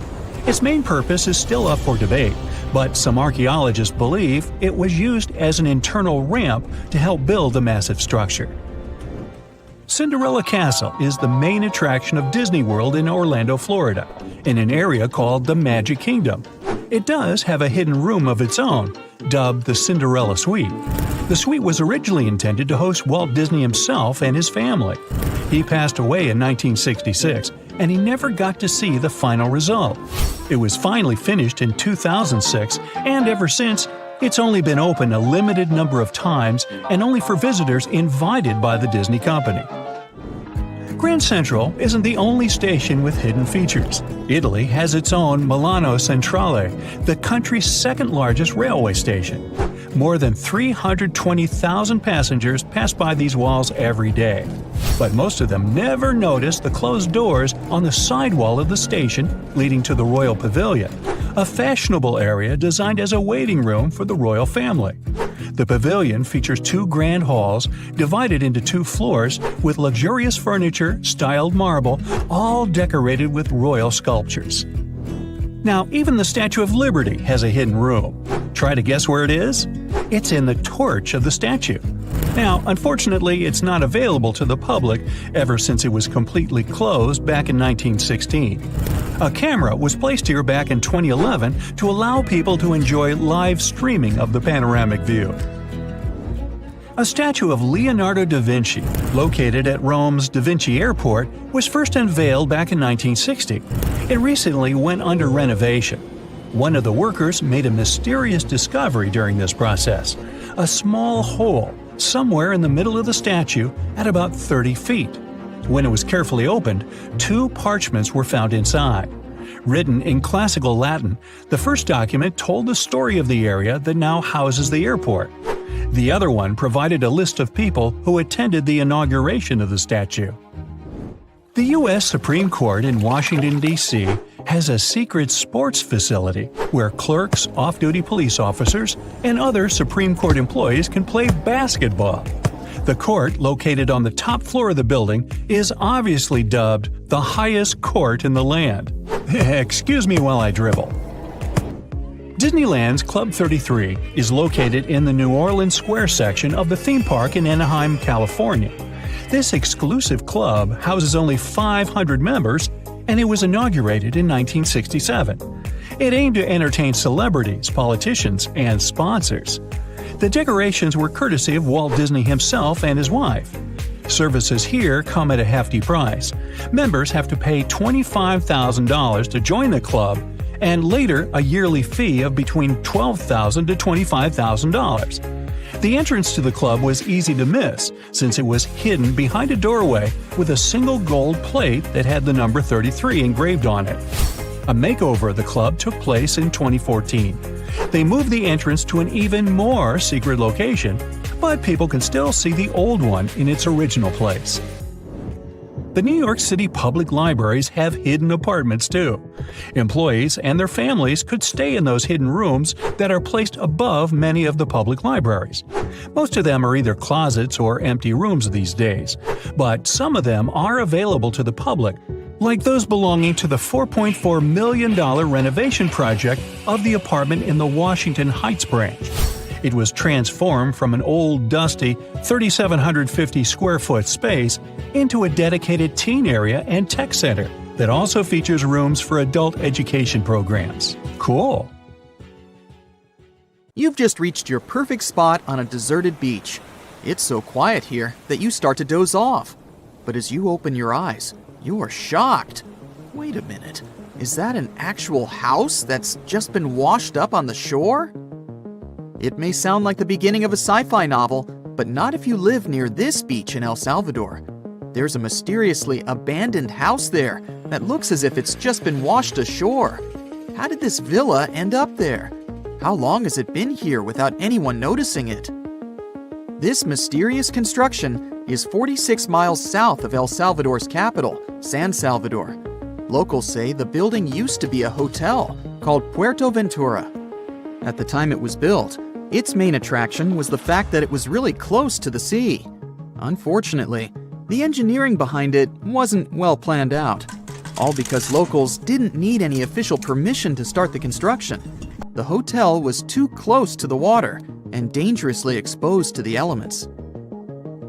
The Roman-style villa is now a mere 50 feet from the edge of the sea when the tide is low. It can only be accessed in the morning, because later, the tides fill the first floor with salt water. What's now left of the hotel looks like the ruins of a two-story house. The front part is very impressive, with Roman-type pillars. It also has wide windows on the second floor. You can still see parts of the iron structures and remains of what used to be the gateway to the second floor. There are some bleachers at the top of the building. They're sometimes used by tourists. More and more people are now browsing the area, taking photos, even though the building is obviously not safe for climbing. There's little information on how long it's been sitting in its current location, but some locals say it's been there for at least 20 years. It had remained a local secret for years before it was discovered by a TikTok user in 2021. But that doesn't answer the question. How did the hotel end up in another location altogether? This is where things become a little fuzzy.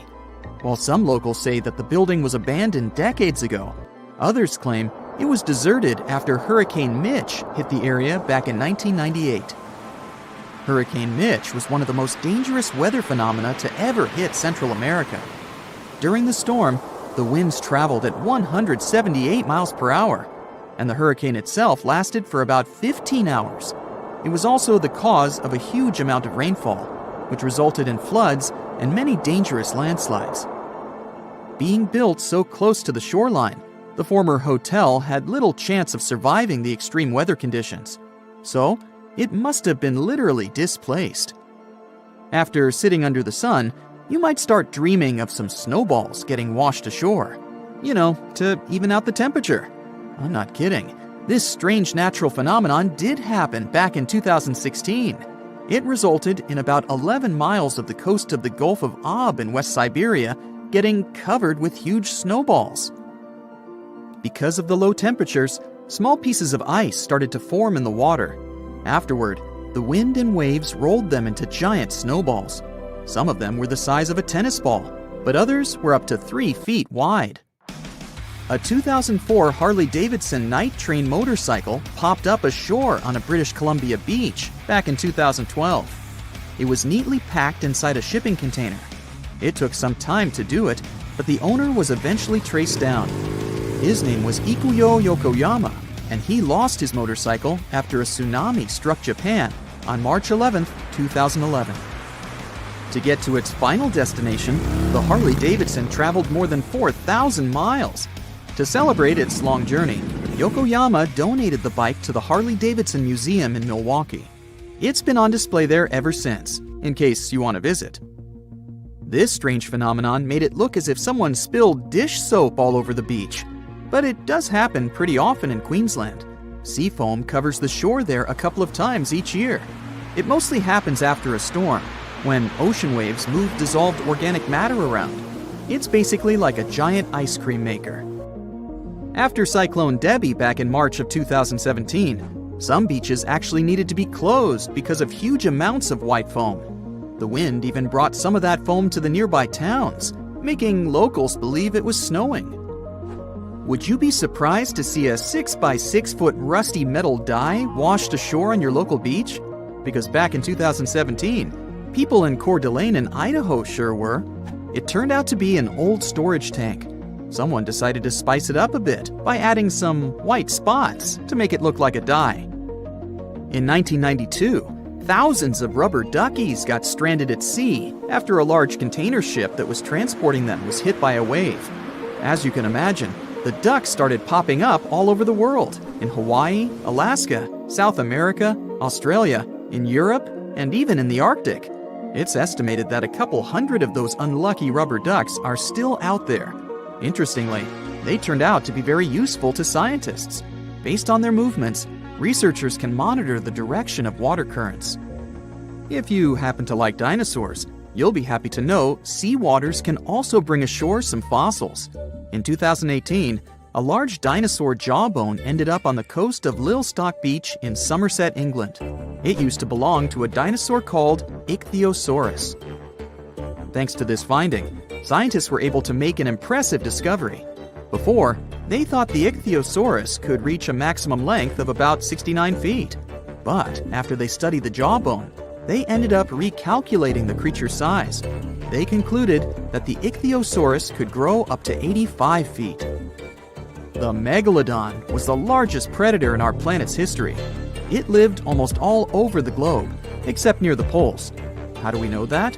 Because Megalodon teeth keep appearing on beaches every now and then. One staggering Megalodon tooth, which was way over 20 inches long, was discovered in a river in Croatia. Since these creatures have been extinct for about 3 million years, their teeth are highly prized by fossil hunters. A giant Lego man that washed ashore is something I never thought I'd hear about. And it turns out it didn't happen just once. There were 4 of these giant Lego men in total, each around 8 feet tall.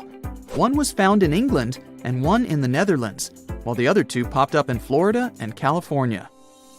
It was surely not a coincidence, and after some research, people found out that a Dutch artist was behind this. Ego Leonard started this project as a personal statement campaign. A short film was even made about this, and it was called No Real Than You Are. This sentence was written on each of the 4 Lego men put to sea. A bundle of over 50 letters was washed ashore in New Jersey on a beach in Atlantic Highlands back in 2012. It happened shortly after Hurricane Sandy had struck the area. A 14-year-old boy found the letters and gave them to his mom. She was so touched by them that she decided to carefully dry and return them to their owner. The letters were the correspondence of 2 people named Dorothy and Lynn. They were dated between 1942 and 1948. The last was written a week before their wedding. With the help of an online genealogy site, the woman reached Dorothy and returned the letters to the 88-year-old woman who was living in a retirement home. Stonehenge took approximately 20 million man-hours to build. For comparison, an average human doesn't live much over 700,000 hours. This is Jack, one of the first builders of Stonehenge.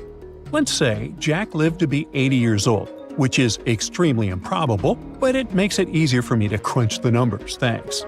If Jack had spent his entire life, from age 0 to age 80, working on the Stonehenge project, it would have required approximately 28.5 generations of people doing the same thing to complete it.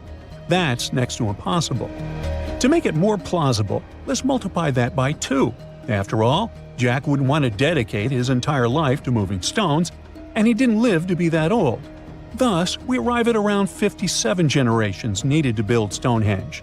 That's not enough room on the screen for me to introduce John, Jack's great-great-great-great, you get the drift, grandson. So it all began around 5,000 years ago with just a simple circular earthen bank and ditch. Fast forward to around 26,000 BCE, and the builders replaced that initial structure with a complex arrangement of wooden posts and brought in around 80 dolerite bloom stones from Wales, which were rearranged at least 3 times. Then, a few hundred years later, they added those massive sarsen stones, each weighing around 25 tons. These enormous sandstone blocks were transported about 19 miles to create a continuous outer circle, with 5 trilithons, 2 upright stones topped with a lintel, forming a horseshoe shape inside. It was a millennium-long building process that demanded years of hard work. So, people must have lived nearby, right? But how would they have found shelter back then? Today, we have houses for builders on site, small accommodations that serve as temporary housing. But structures like this definitely didn't exist when Stonehenge was constructed. Did they? Well, actually, they existed, and some recent archaeological digs near Stonehenge prove it. Archaeologists found this Stone Age eco-home, which is a huge deal since it's one of the earliest settlements in the area. This newly uncovered Mesolithic home dates back to around the year 4300 BCE. Let's take a closer look at this house, shall we? Now, for the walls, people back then used a large fallen tree, its trunk to be more precise. These wooden walls were reinforced with flint, and they even lined the pit left by the uprooted tree with cobblestones.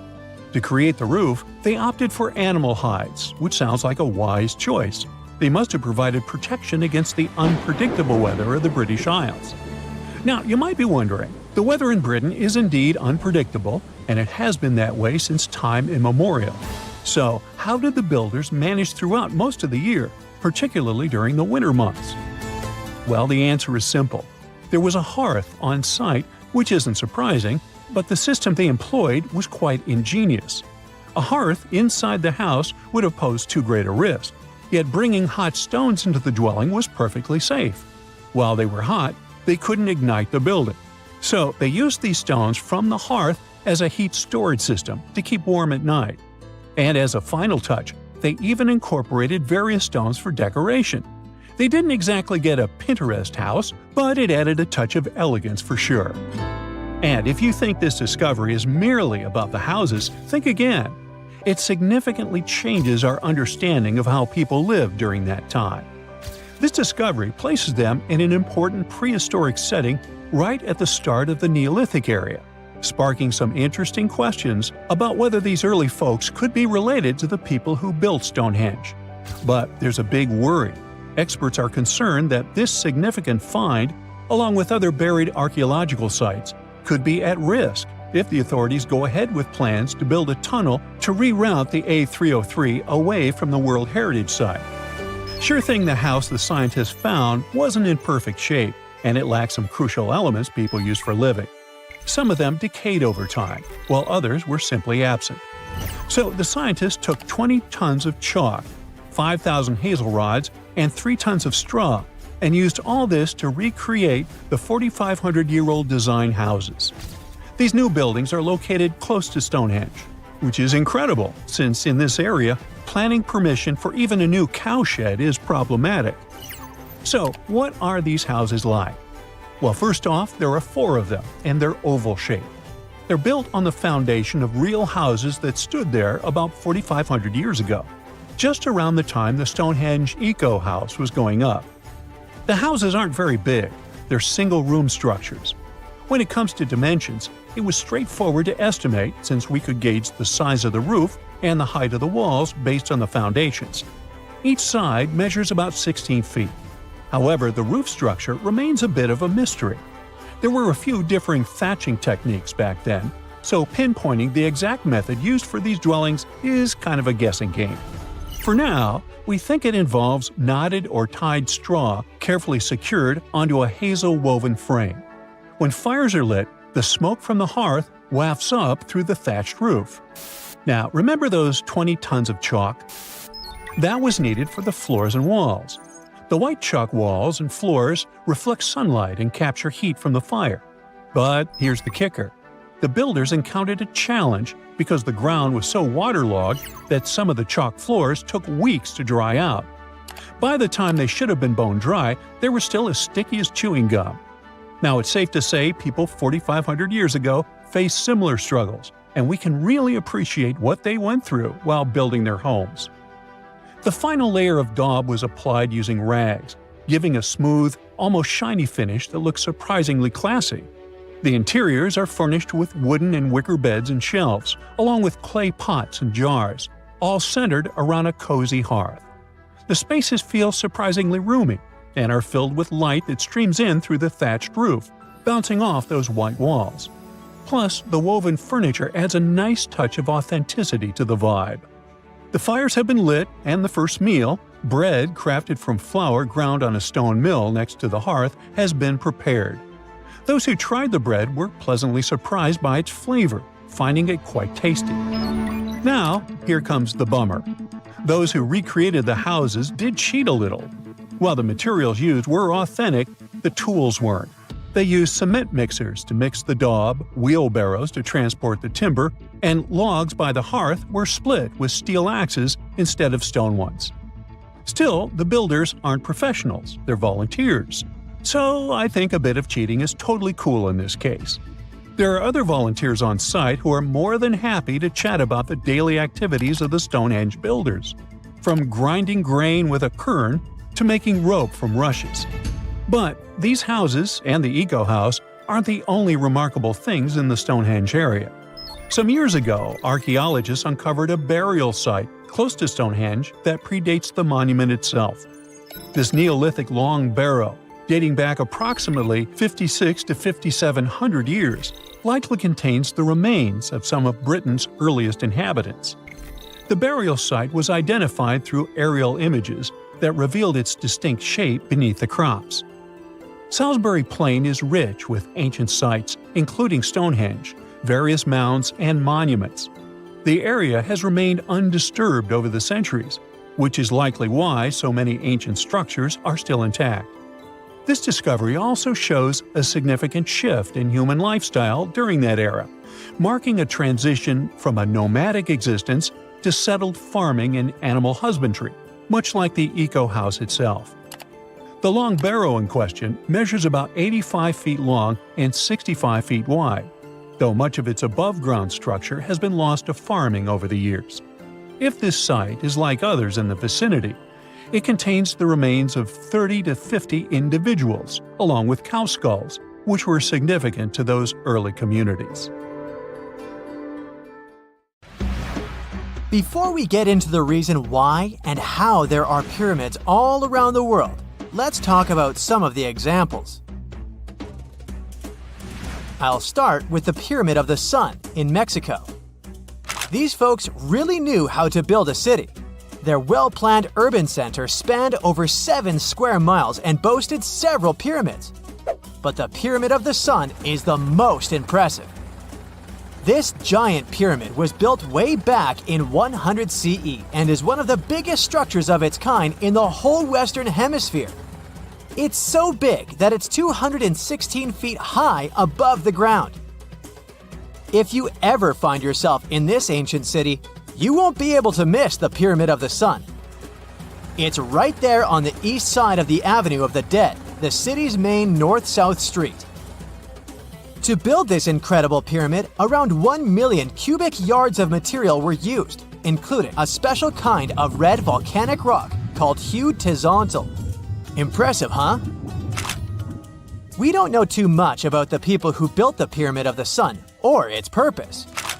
But archaeologists believe there was once a temple on top of it. When explorers went below the pyramid in the 1970s, they found a bunch of cool tunnels and chambers. In 2011, they even found a secret stash of clay pots. obsidian pieces, animal bones, human figurines, and a mask. Who knows what other secrets the pyramid is hiding? If you decide to see this one, you must climb the pyramid using the 248 uneven steps on the west side. Watch your step. Sudan got some pyramids too. Nubian pyramids aren't as big as the ones in Egypt, but they still got around 200 of them. These ancient pyramids have been home to the tombs of the pharaohs of the Meroitic Kingdom for almost 1,000 years, who ruled Egypt from Nubia to the Mediterranean Sea. The pyramids at Meroe were constructed using granite and reddish sandstone. Oh, and did you know that Sudan has more ancient pyramids than Egypt? The Kushite pyramids depict the indigenous architecture and burial traditions of Nubia's Napata and Meroe kingdoms, which ancient Egypt influenced. Meroe, the burial site of over 40 queens and kings, is the most extensive Nubian pyramid site. The tomb walls depict mummified royals bedecked in jewelry, their wooden caskets containing bows, quivers of arrows, and other artifacts pointing to the Meroitic relationship and trade with Egyptian and Greek civilizations. So if you're looking for some ancient tombs to explore, you may consider skipping the crowds in Egypt and heading on down to Sudan. Let's fly to Iraq to see some more pyramids. Ziggurats have fancy receding layers and tiered temples. Instead of a smooth exterior, it has tiers like a cake. Perfect for all the important work and rituals that went on inside. You can find these towering structures scattered throughout Iraq and Iran, and they're a real testament to the power and skills of the people who built them. One of the biggest and most impressive ziggurats is the ziggurat at Ur. It's basically a giant rectangular pyramid that stands a whopping 70 to 100 feet tall, with 3 levels of terraces and a temple on top. Can you imagine how many baked bricks it took to build that thing? Try 720,000 for just the lower portion. This particular ziggurat was built for Sumerian king Ur-Nammu. Similar to other ones, this pyramid has been around for thousands of years, so it got a little rough around the edges. Thankfully, the Babylonian king Nebuchadnezzar II and some archaeologists came to the rescue in the 6th and 20th centuries respectively, and now you can find this near Talil Air Base.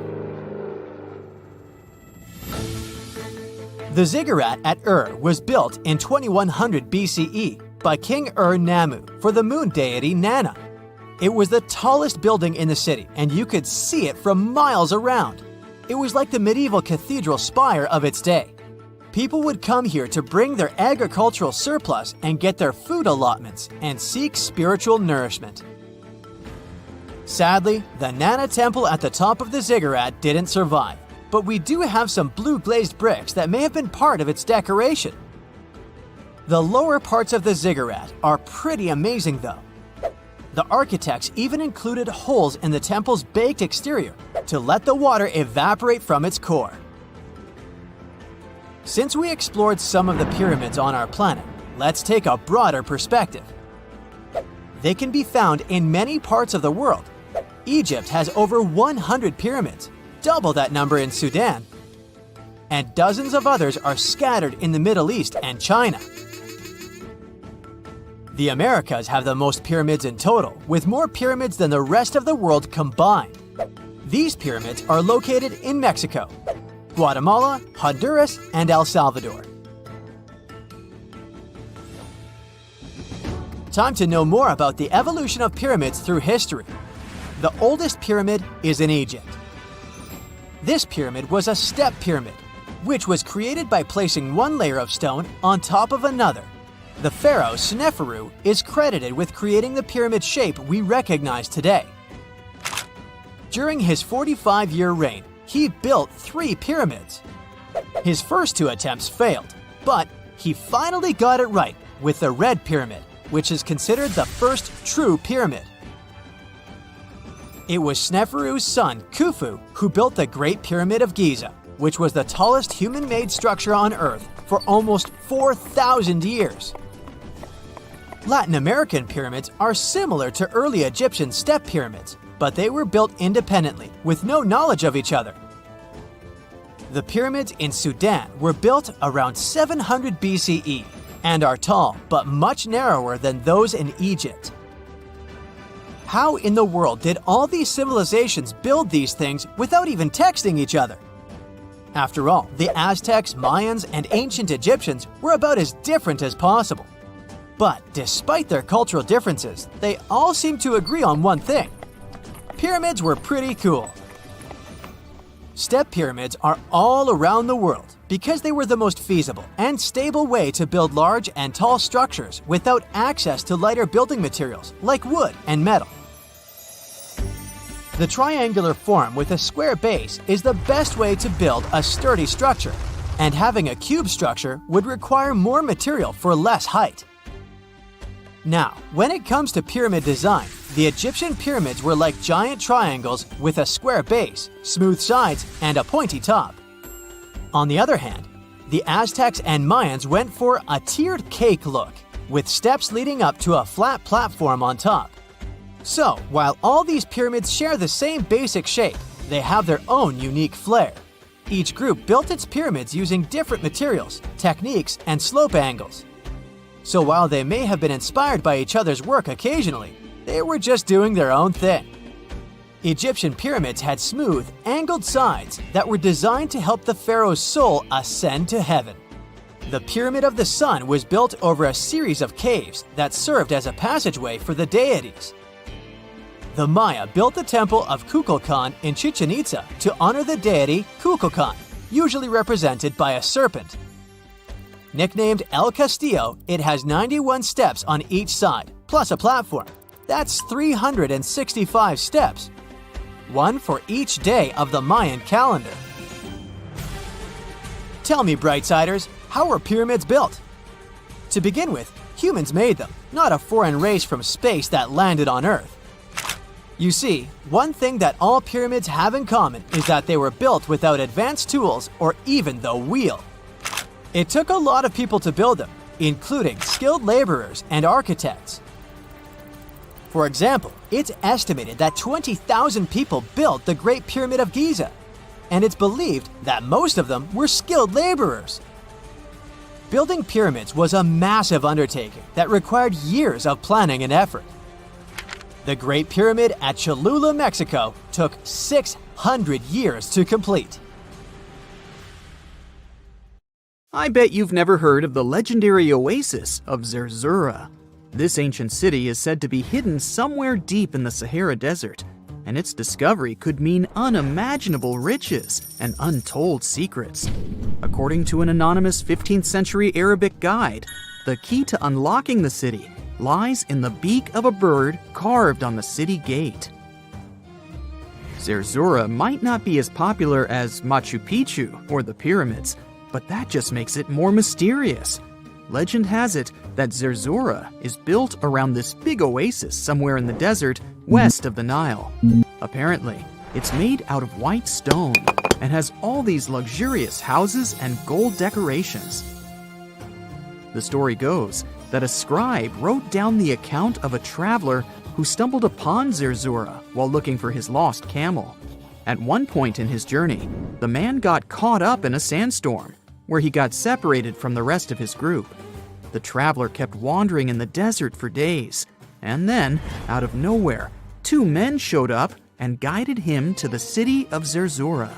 The traveler described this city as an oasis filled with little birds and made out of pure white stonework. The city is also said to be guarded by giants. In 1835, an English Egyptologist named John Gardner Wilkinson mentioned the city in one of his books. He spoke to a man from Egypt who found the city by accident after days of wandering through the desert. He mentioned some ruins, unusual stonework, and a large oasis surrounded by palm trees. The man even gave some instructions on how the city could be found, indicating that it might be in the western desert of Egypt. But here's the kicker. Even though a group of explorers went out to find Zerzura, they didn't succeed. At the same time, they did stumble upon a bunch of previously unknown oases. In the early 1900s, numerous expeditions were sent to find the city, including one with a fleet of Ford Model A trucks. But, alas, none were successful. Others say Zerzura did exist at one point, but not anymore. It's possible it was swallowed by the desert. It's believed that back in the day, the Sahara Desert was actually green.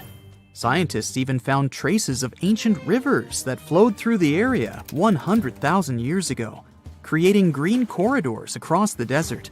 But Zerzura might have never been real to begin with. Maybe it only existed in the minds of people, a figment of their imagination as they were struggling in the African desert. For thousands of years, people have been obsessed with the hunt for another lost city, Atlantis. But if this place really existed, where on Earth, or under the sea, could it be? According to Plato, Atlantis was an actual place, and it was supposedly located somewhere in the Atlantic Ocean, near the Strait of Gibraltar. But how did this mythical city become synonymous with a perfect, paradise-like society? Well, you can thank Ignatius Donnelly for that. The American writer published a book in 1882 where he outlined 13 hypotheses about the existence of Atlantis. Donnelly truly believed that this lost city was where ancient humans lived in peace and joy for centuries.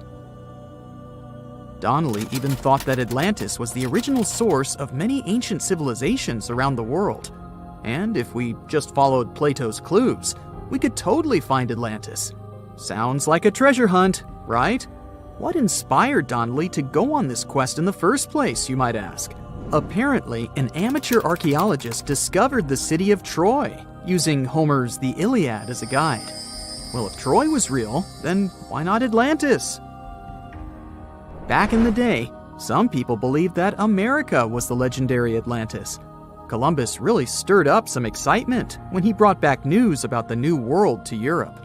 But the real hunt for Atlantis didn't really start until the 20th and 21st centuries. Some people tried to connect the dots between a volcanic eruption on the island of Santorini and the destruction of Minoan settlements. But in 2018, a team of investigators claimed they had nailed it, announcing they had discovered concrete proof that Atlantis had existed. What was their evidence, you ask? A series of mysterious circles in a national park in Spain. But the circles turned out to be nothing more than experimental ponds for studying zooplankton. Let's face it, there's no real evidence that Plato's lost city of Atlantis actually existed. But it doesn't make searching for it any less exciting, does it? The Fountain of Youth isn't a lost city per se, but it is another mythical location that many have claimed to have stumbled upon over the years. Long ago, people were obsessed with the idea of living forever, or at least extending their lives as much as possible. Each culture had its own wild story, like the Greeks talking about a magic fountain that let people live longer, or Alexander the Great finding a river of paradise that could heal the wounded. Japanese legends spoke of hot springs that could make you young again, while the Caribbean locals talked about the restorative powers of the water in one of their own mystical lands. Explorers searched far and wide for these magical waters, but nothing. Probably the most famous of all was the story of the Spanish explorer Juan Ponce de Leon, who thought he'd found it in Florida. Now, Ponce de Leon was quite a character. He sailed with Columbus and became an important figure in the area now known as the Dominican Republic. He found gold in Puerto Rico and even became the island's administrator. But when the ruler of Spain decided to replace him in his duties, he got upset and decided to explore Florida, looking for gold and the elusive Fountain of Youth. He explored the Bahamas, but sadly, he didn't find any gold or magic water. He did, however, make his way to Florida. He explored the coast and even discovered the Gulf Stream. Unfortunately, his last expedition didn't go well, and he was wounded. but the legend of him searching for the Fountain of Youth lived on. Even though historians don't think he was really looking for the Fountain of Youth, thousands of people visit the Fountain of Youth Archaeological Park every year to try the sulfur-smelling water. It's the oldest attraction in Florida, which has been around since the 17th century. Some say the water has unusual properties, but I'll leave that up to you to decide after you visit this place. Norse mythology has its own mysterious land called Thule. It's said to be somewhere between Scandinavia and Iceland, where the sun barely shines and the cold bites hard. The folks there survive on a diet of millet, herbs, fruits, and roots, washed down with a grain and honey brew. As for its exact location, scholars can't seem to agree on it to this day.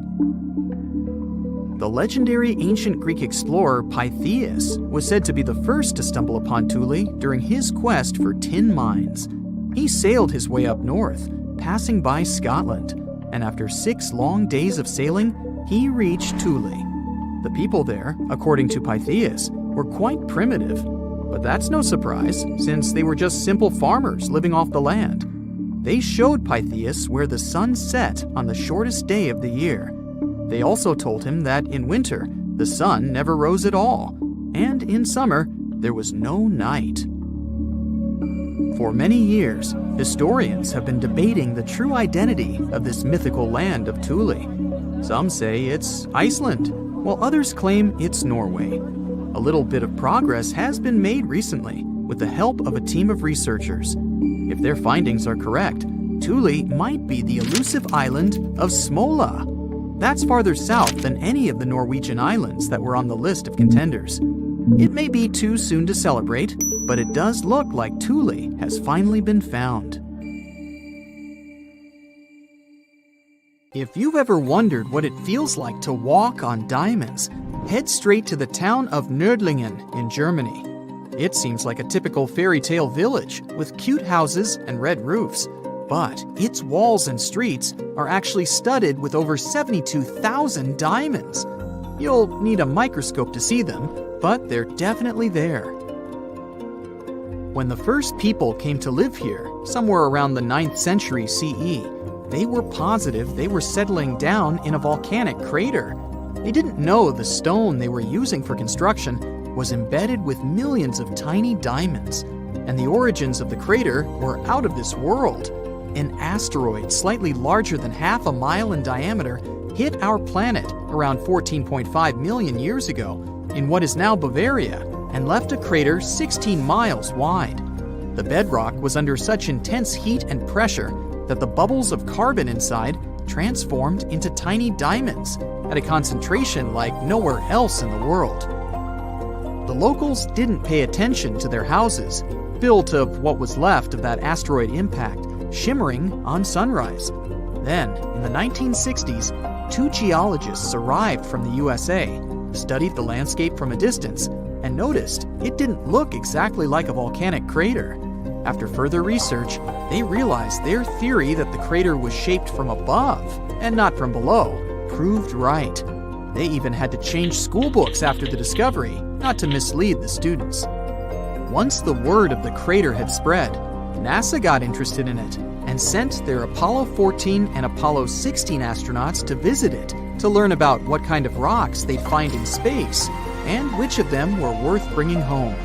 A moon rock that arrived with one of the missions is now on display at the local museum, and astronauts still visit the place.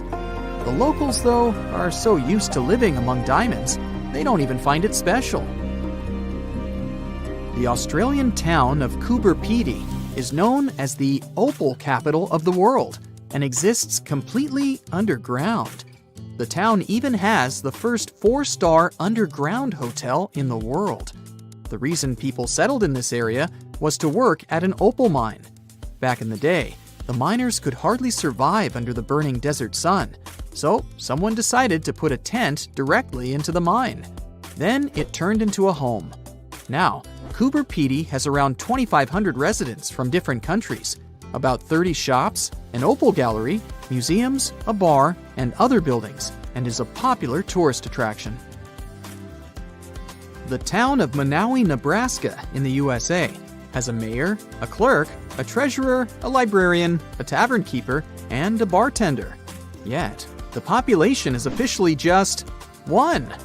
Elsie Eiler has been doing all those jobs, paying taxes to herself, and voting herself for mayor since 2004. Back in the 1930s, Manawi had a population of 150 people, grocery shops, and restaurants. When farming conditions got worse, people started leaving family by family until it went down to one person. If you feel like saving some money on house construction, look up some property in the Spanish town of Centenil de las Bodegas. 3,000 residents live under and into the sides of the Cadiz Mountains and use them as natural walls and ceilings. The first settlers moved in here back in prehistoric times. The rocks keep the houses cool in the summer and warm in the winter. Neft Dashleri in Azerbaijan was built as an oil platform in 1940, directly in the Caspian Sea. Once they discovered rich oil deposits, it started growing and is now made up of a network of platforms with around 5,000 people working and living here. The town has apartments, bridges, a library, a community center, and even a movie theater. The Japanese village of Nagoro has an unofficial second name, the Scarecrow Village. The last children were born here over 20 years ago. It officially has less than 50 residents, but it feels complete thanks to 350 life-size human dolls. When a local lady came back here in 2000 to look after her aging father, she saw the empty streets, shops, and schools. To change that, she and her friends started making cute dolls to replace the residents. The entire town of Whittier, Alaska, lives under one roof of a 14-story building of a former barracks. That's around 220 people who live here all year round, plus all the shops, a police station, a post office, a hospital, and a church. The locals are mostly working in commercial fishing, recreation, and tourism, or for the state ferry and railroad. The idea behind having everyone and everything in one place is to save money on heating in the always cold climate and let the people do all their business inside. This way, they don't have to face the unbearably strong winds. There's a town in Svalbard, Norway called Longyearbyen, where the sun sets on October 25th and doesn't rise again for the next 4 months. When it rises again in spring, the locals gather on the step of an old hospital at 12:15 to welcome the sun and celebrate its return. Then, it doesn't set for over 4 months. It happens because of the way the Earth is tilted on its axis. The sun only rises and sets once each year at the North and South Poles. Longyearbyen is the northernmost town in the world, so it gets affected by that. Its residents occasionally see polar bears and reindeer in the streets and get around on snowmobiles. The Italian village of Viganella was built right at the bottom of a deep valley and on the wrong side of the mountains. They cast huge shadows and deprived the village of the sun for the entire winter. The locals used to live like that for centuries, until one engineer decided to build a large mirror high on the opposite slope of the mountain. It's operated by a computer and reflects light on the central square of Viganella for at least 6 hours a day during the darkest months. Santa Cruz del Islote in Colombia is one of the world's most crowded islands, with around 600 residents in a 2.5-acre area. Fishermen built this island on a coral platform over a century ago. They chose it because of its beautiful location and the absence of mosquitoes. The families of the original settlers were growing, and most of them never left the island. You'll only find people with 6 different last names living here. When the family needs extra space, they just add an extra floor to one of around 100 homes in town. Now it has a school, shops, a church, and 1 restaurant. There is no traffic, since the streets aren't wide enough for cars or trucks, and the distances are perfectly walkable. No one on the island locks their doors, because everyone knows each other, and there hasn't been a single crime. Another place where people don't lock their doors is the Shani Shingnapur village in India. In fact, Local homes and even shops don't have front doors, keys, and locks, but locals never feel unsafe. Residents believe their village is under the protection of Lord Shani, who will punish anyone who tries to steal something. A legend says that around 300 years ago, after heavy rain and flooding, the locals found a huge rock. The same night, Lord Shani appeared in the dreams of the village head and promised to protect the village if they kept the rock in the village unsheltered. The deity would live on the rock and oversee the village. Once the first bank opened in the village, they added a glass entrance and a barely visible electromagnetic lock with a remote control to respect the tradition. If you're looking for the most relaxed place in the world, check out the Villages in Florida. You can't move here unless there is at least one person over 55 in your home. And you'd have to leave behind any family members under 19. The most popular means of transportation in the villages is a golf cart. There are all sorts of free fun activities for the residents, so it's far from boring.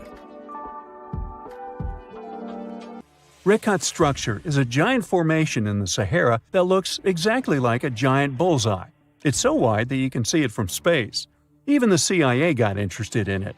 In 1965, they planned a flyover looking for geomagnetic anomalies. The findings are still classified. Perhaps the theories are true, and this place is truly the lost city of Atlantis. Now, Atlantis supposedly sank beneath the waves, but recent discoveries are pointing us in a different direction. This is an ancient story that goes far back in time, and Plato was the first to mention it. The place had loads of greenery and a curious structure: 3 concentric circles of land surrounding 2 circles of water. 2 key quotes from Plato's writing suggest that Atlantis might not have been a typical island in the middle of the ocean. Plus, Atlantis had a major influence from Africa and Europe, challenging the idea of it being in the Atlantic. It turns out that the Eye of the Sahara and Atlantis look alike. When astronauts saw the Eye of Sahara from above, they initially suspected a meteorite impact crater, but the rings of the structure matched the layout described of Atlantis. More importantly, the Sahara wasn't always a desert. It turned from a tropical region into a desert around 11,000 years ago. Researchers found evidence of a massive river called the Tamaracet that could have sustained a community.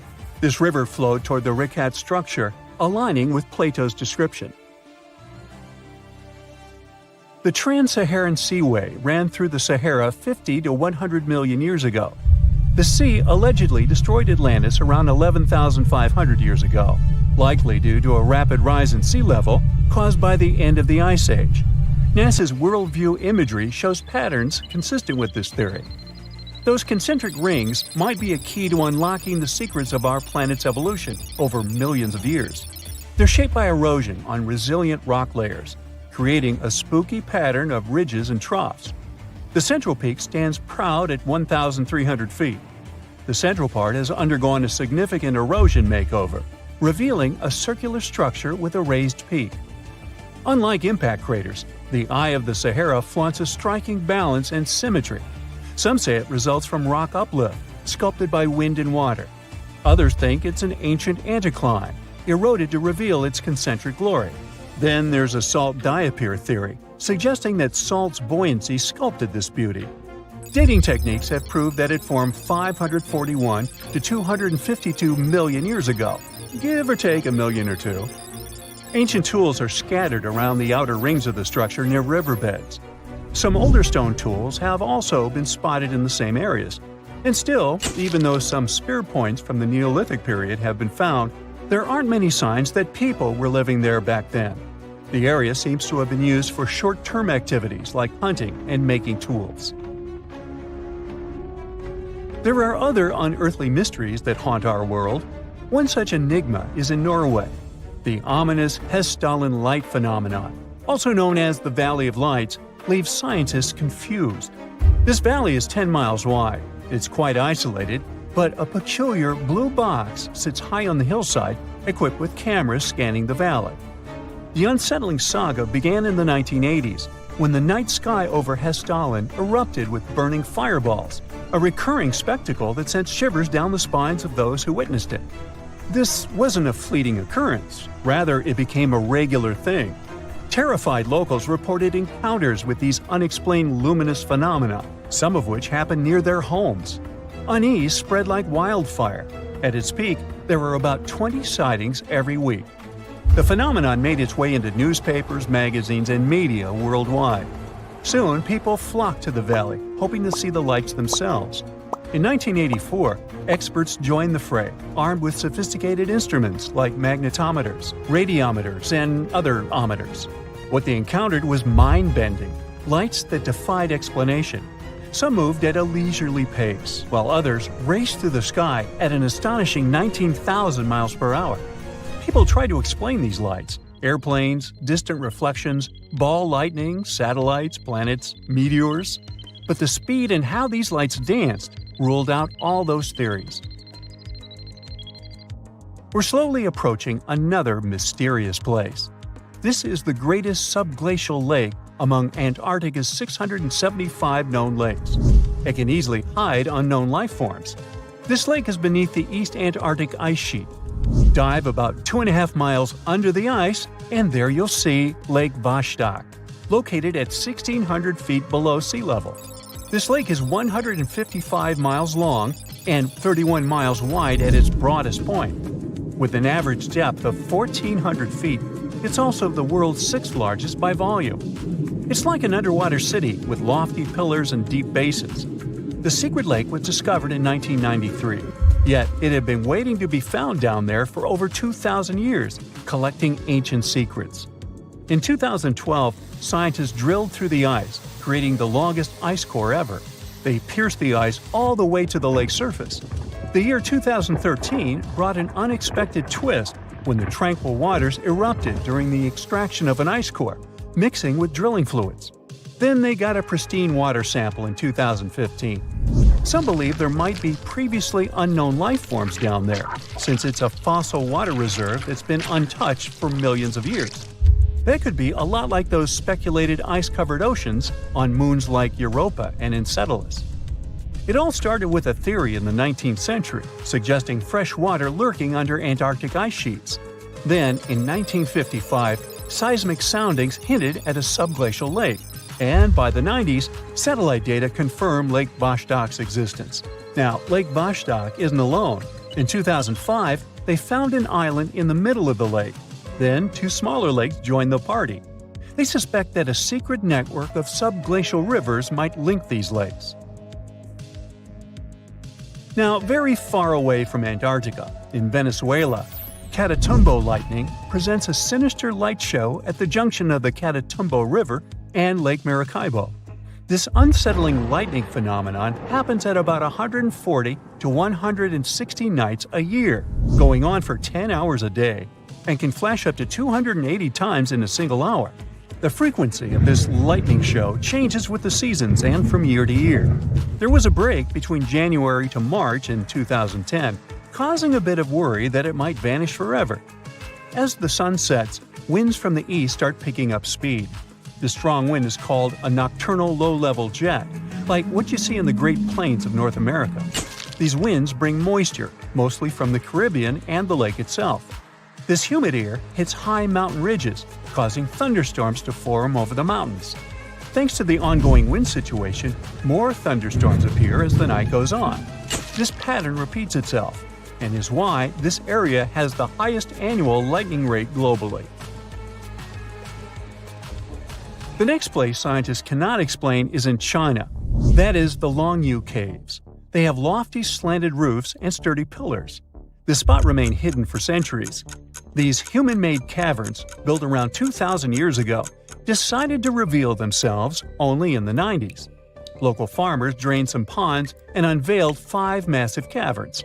Further digging exposed an additional 19 smaller caves. They range from 60 to 110 feet in width and 26 to 50 feet in height. Archaeologists found historical relics from the reign of Emperor Zhuan of Han, dating back to over 2,000 years ago. Now, how did these caves survive for more than 2 millennia without falling apart? No ancient records explain the way they were crafted either. The walls show chisel marks, hinting at some layer-by-layer chiseling action, but the exact construction process is still a head-scratcher. Recently, scientists made an astonishing discovery that might solve Stonehenge's mystery. They found something hidden deep within the DNA of Stonehenge's sarsen rocks, the huge monolithic ones, and it might reveal why our Neolithic ancestors designed and built this thing in the first place.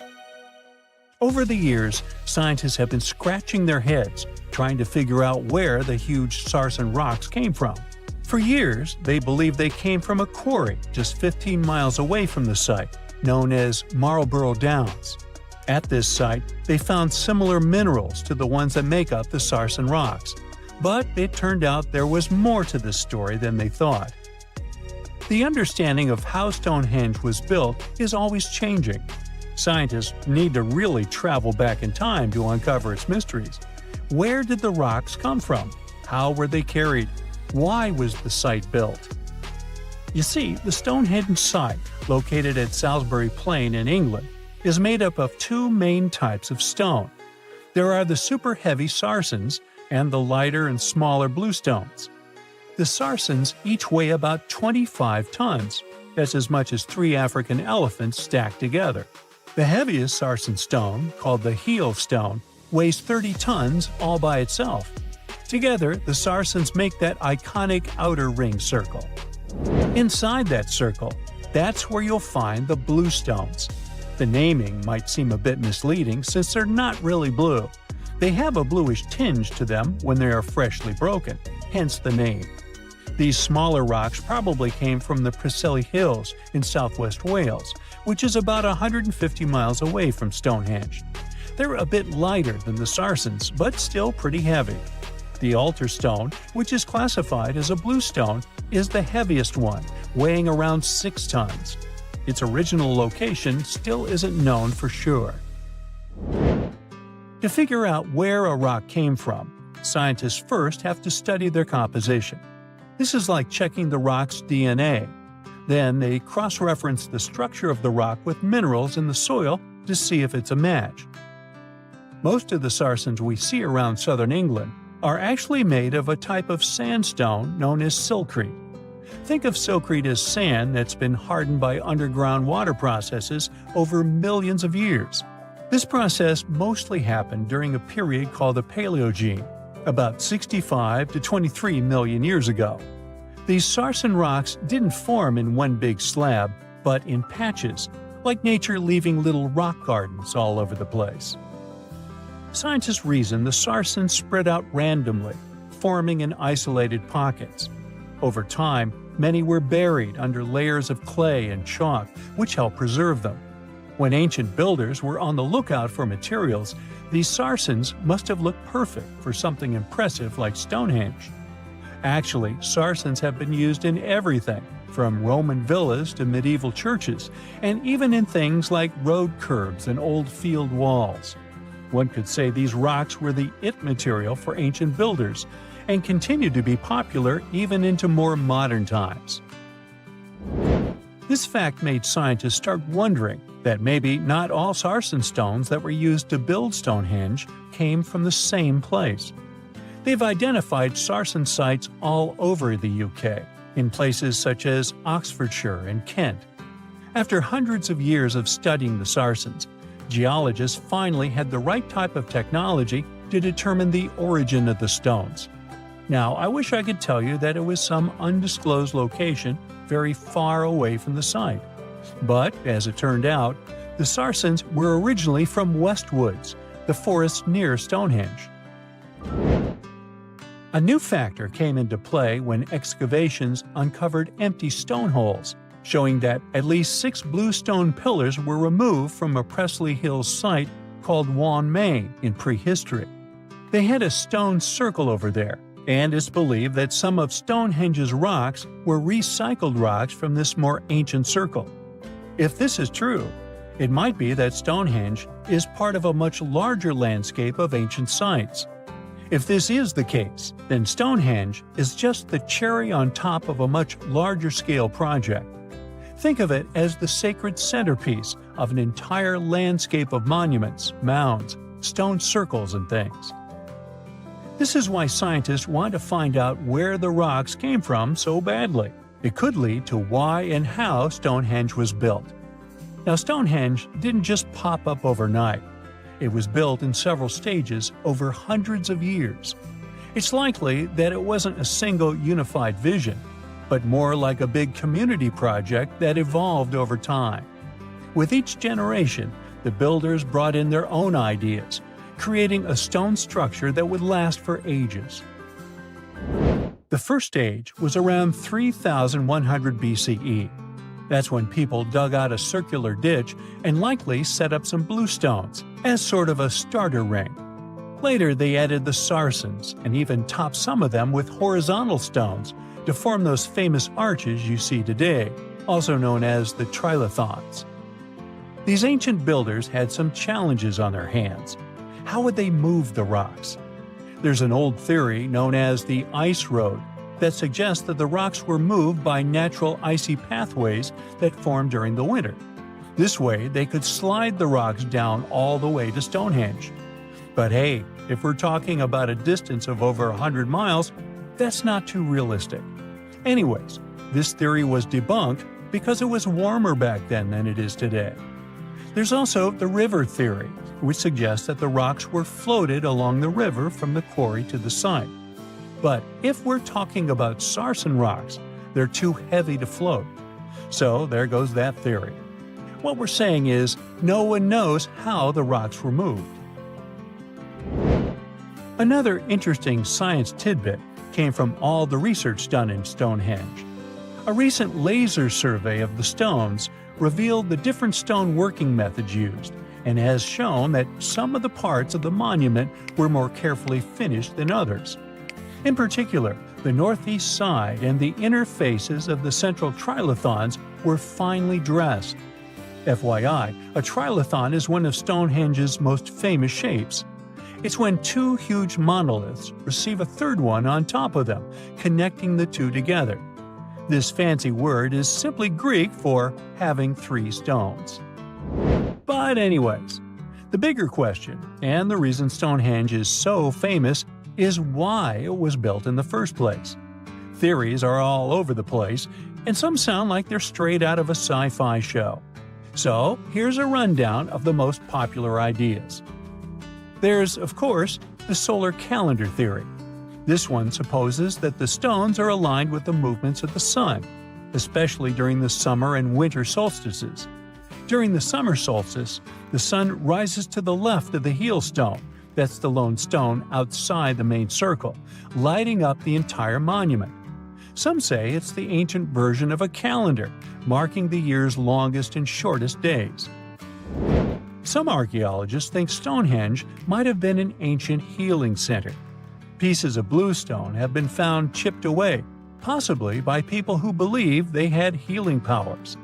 The theory goes that people traveled from all over to come to Stonehenge in hopes of a cure for whatever was ailing them. There's also some speculation that Stonehenge was the place to be. Think of it as an ancient gathering spot. Some evidence suggests that communities from distant areas traveled to Stonehenge for gatherings, feasts, and ceremonies. Studies of bones found near the site show they came from all over Britain, making it a sort of prehistoric meetup location. This just in, the world's oldest pyramid was built during the last ice age. And I'm not even talking about Egypt. I'm saying our ancestors might have spewed a 27,000-year-old pyramid in West Java. Gunung Padang is not exactly shouting pyramid. It's more of a mound with huge scattered stones tossed all over it.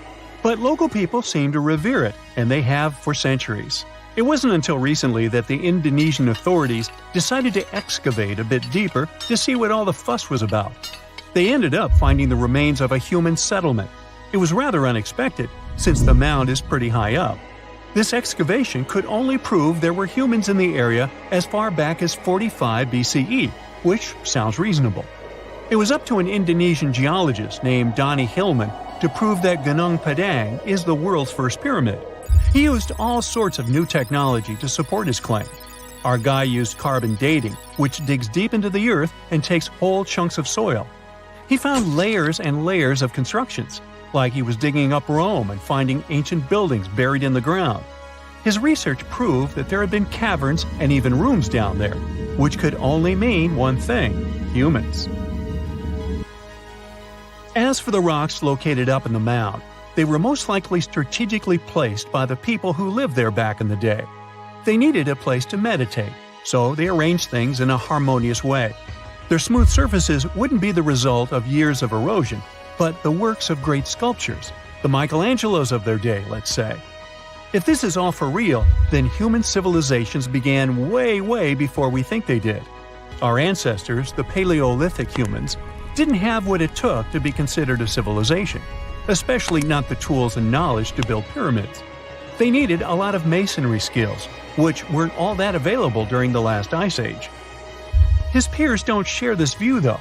They could believe Hillman's theory if he had found evidence such as charcoal and bone fragments, but he didn't. Flint Dibble, another archaeologist, says that without concrete evidence of human activity, there's no proof of an actual pyramid. In this case, all the data proves is that the soil in the mound dates back to 27,000 years ago. He thinks the rocks on top of the mound just slipped down the hill like rocks normally do. Only a complex society would have managed to build a stepped pyramid like they claim it was. But according to Bill Farley, an American archaeologist, there's just no reason to believe there were any settlements in Indonesia during the last ice age.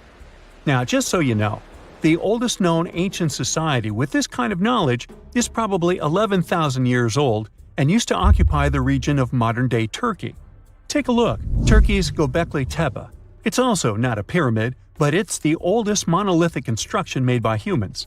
Back in the Neolithic period, a lot of people settled there, and there are proofs for it. For example, the walls there are covered in ancient drawings of clothing and wild animals. Until recently, the title of the world's oldest pyramid went to a three-sided construction known as the Djoser Pyramid in Egypt. Djoser is located just a few miles south of the Giza complex in a town called Saqqara. It made its way to popular culture more than once. In the 18th century, it became a common feature in European paintings. Young men from the cultural elite did a grand tour around the world, and Saqqara was at the top of their list. It was also featured in the video game Assassin's Creed, with a digital representation way more accurate than many historical drawings of the thing. That was kind of a big deal in ancient Egypt, to build pyramids for kings to spend their afterlives. And if you thought the Khufu pyramid was the oldest one in the world, well, Djoser was built 70 years ahead of that time. The development of new technology has allowed archaeologists to make groundbreaking discoveries, and a new, or should I say ancient pyramid in South America might win the title in dispute. It turns out that pyramids were also pretty fashionable in the Americas in the old days. Among them are the iconic pyramids of Guatemala's Tikal Temple complex, the same ones that appeared in Star Wars No. 4. But to find the oldest pyramid in the Americas, one would have to travel to Peru. Deep in the Peruvian desert, archaeologists stumbled upon a sprawling ancient metropolis known as Caral. At first, researchers believed that the settlement was pretty recent, since the site was way too complex for ancient technology to handle it. As we said, Caral is a desert town, like Las Vegas, but without all the hoopla. This means no easy access to water. And for cities like these to thrive, they need a considerable irrigation system, which leads us back to complex technologies. The Peruvians surprised us all with this new discovery. This site was huge, filled with an amphitheater, houses, and religious buildings. The whole thing probably sprawled through 370 acres. And when scientists went to test their initial hypothesis using radiocarbon dating, they found that the city probably sprung around 2027 BCE. On the site, archaeologists found 6 pyramids that could possibly predate the one in Saqqara. As far as they know, both civilizations coexisted in the same time period, in opposite parts of the world. But since researchers can't pinpoint the exact age of Caral's pyramids, it's pretty hard to guess which civilization completed their pyramid first. If only we had a crystal ball.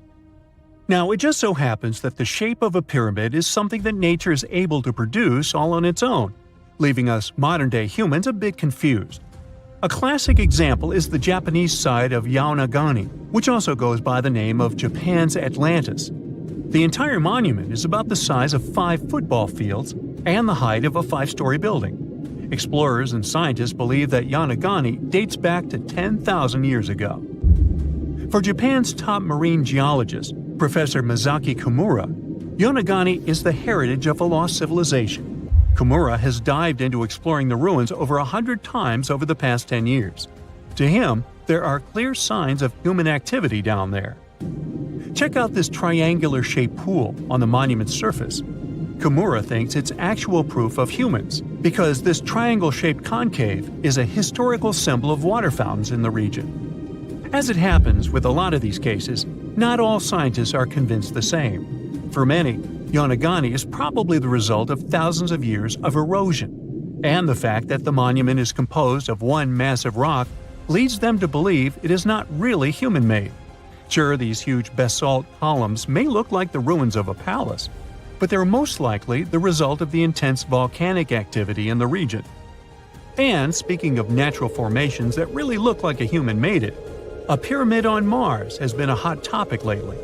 Humans have been keenly trying to prove that there is life on Mars for quite some time. But some are stretching it really far, saying that little green or gray people built a pyramid on the planet to try and build their own civilization. This picture was taken over a decade ago by the Mars Reconnaissance Orbiter, the MRO, but it started to resurface recently. It shows what looks like a 3-sided pyramid. Some people claim that the smooth side of the pyramid could only be the effect of otherworldly work. Then science comes along and explains that Mars is home to one of the deepest canyon systems in the whole solar system. The so-called pyramid is located in what is known as the Kandor-Chasma region.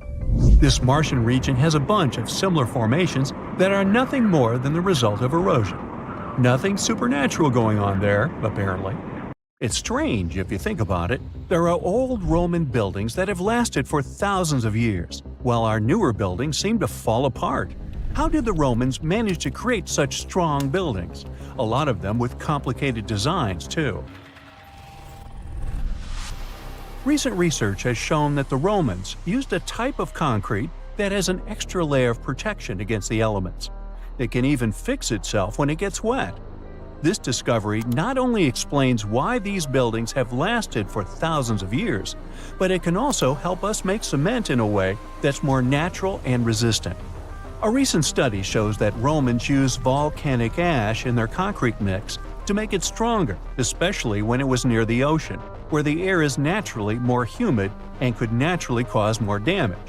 These days, we make concrete out of sand, rocks, water, and a special kind of cement called Portland cement. This cement itself is made by cooking limestone, clay, and other substances in very hot ovens that reach over 1400 degrees Fahrenheit. Sure, it creates a well-blended mixture, but it cracks easily, and sometimes it only lasts a few decades. There's one more interesting feature of this amazing Roman concrete. It has small white bits of calcium called lime clasts that stay inside the concrete and do not disappear over time. At first, it may not seem that attractive because it's not as smooth as the concrete we use today. And for many years, specialists used to think that having small pieces of lime in concrete was a bad thing because they thought it made buildings less resistant. But researchers found out that these tiny pieces actually help the concrete fix itself. I wish I could fix myself that easily. They discovered that when the concrete got cracks, it seemed to magically fill them with a substance called calcium carbonate found in the lime clasts. The Romans made their concrete by mixing sand, volcanic ash, and burned limestone together and adding water. This is called hot mixing. When the water and lime mix together, they have a chemical reaction that makes the mixture get very hot, up to 200 degrees Fahrenheit. This also causes those tiny pieces of lime to form. Now, this concrete can get cracks, and when water, rain, or seawater gets in, it makes the calcium in the concrete dissolve. The calcium then sticks to the cracks and makes them close up, kind of like a scab. Of course, researchers had to test this method, and they made concrete as the Romans did. Shortly after, they cracked it here and there. They placed the cracked concrete underwater, and after 1 to 3 weeks, the cracks were gone. Safe to say, this didn't happen with concrete made using modern methods. Now, the Romans didn't know the science behind making their concrete strong, but they found a good recipe by trying different things over a long time period. Ancient records show that they used this recipe to build strong structures, especially for ships, and continued to use it once they found it was successful. Now, not all Roman buildings made it to the 21st century in perfect condition. The Colosseum, for instance, one of the most famous Roman constructions in the world, used to be nearly twice as large as it is today. It sustained a lot of damage throughout the ages, reaching the form we've come to know today. Let's not forget, it's a pretty old building to begin with. Its construction started in the year 70 under Roman ruler Vespasian, who later started making motor scooters named after him. You know, Vespa? Nah, I made that up. Anyway, ever since it first opened, the Colosseum was home to a lot of activities and shows, featuring fearless gladiators and a large display of exotic animals, who got to mingle and did lunch together. Unfortunately, it all went downhill in 217, when a fire struck the upper parapets and much of the building's interiors. It took a whole century to finish up the repairs for the damages. Sadly, the initial shape of the Colosseum would be gone forever. A strong earthquake followed, and that didn't help either. This one took place in southern Italy in 443. At this point, a considerable portion of the Colosseum's outer ring was damaged. Soon enough, when locals encountered hardship, they had to rely on selling chunks of limestone from the ancient Colosseum to go by. Another earthquake came in 1349, which gave the Colosseum its most devastating blow. It's when the south side of the building collapsed completely. That's when it started to look more like the building we can see today in the Italian capital. It's not all bad, though. Some pieces of stone that were shaken off the Colosseum were used to rebuild other famous landmarks in Rome. So, if we think about it, the missing part of the Colosseum isn't missing at all. It's just been recycled all around the city. One building that features pieces of old stone Colosseum is called Palazzo Venezia, and it's a local museum. Now, speaking of weird buildings, you've probably seen this one, as it's one of the most photographed spots in the world. You can see online photos of people leaning on it, or ones that make the building look like an ice cream scoop. This famous Italian landmark is called, you tell me. Yep, the Tower of Pisa, and it looks like it's seconds away from collapsing to the ground. Now, should you ever want to visit, you'll need to head over to this Italian city with the same name, Pisa, near the Square of Miracles. Now, weirdly enough, this building is more famous for its awkward incline rather than for its history or purpose. Back in 1178, when the construction of the tower was still not completed, people realized that the building was starting to lean over, and that was before they had reached its third floor. They soon figured out it had nothing to do with the building plans or the materials they used. It was all happening because of the mushy and shifting soil which was beneath the construction. These days, we know that placing a building on top of soil made of clay, fine sand, and shells isn't the best idea.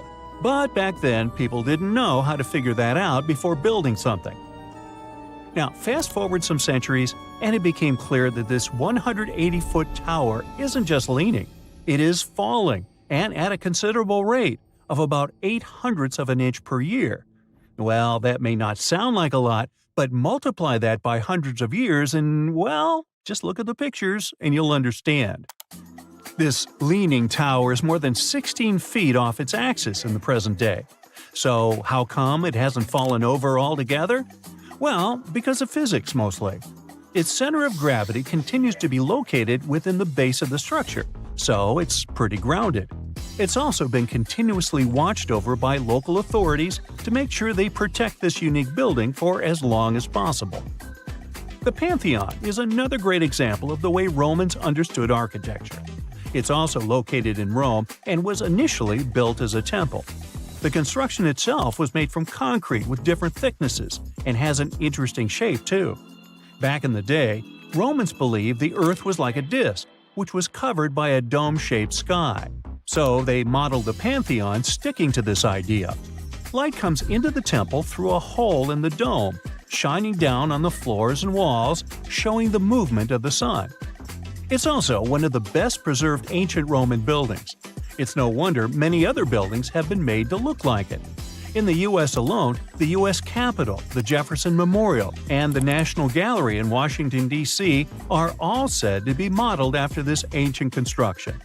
The famous painter Michelangelo was so impressed by this building that he believed some unnatural force must have helped in its construction. The place where it stands is also very special because of the story behind it.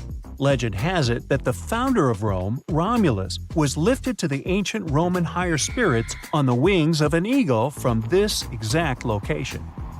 Apparently, it was a talon show. Get it? Talons? Eagles? Okay, got it.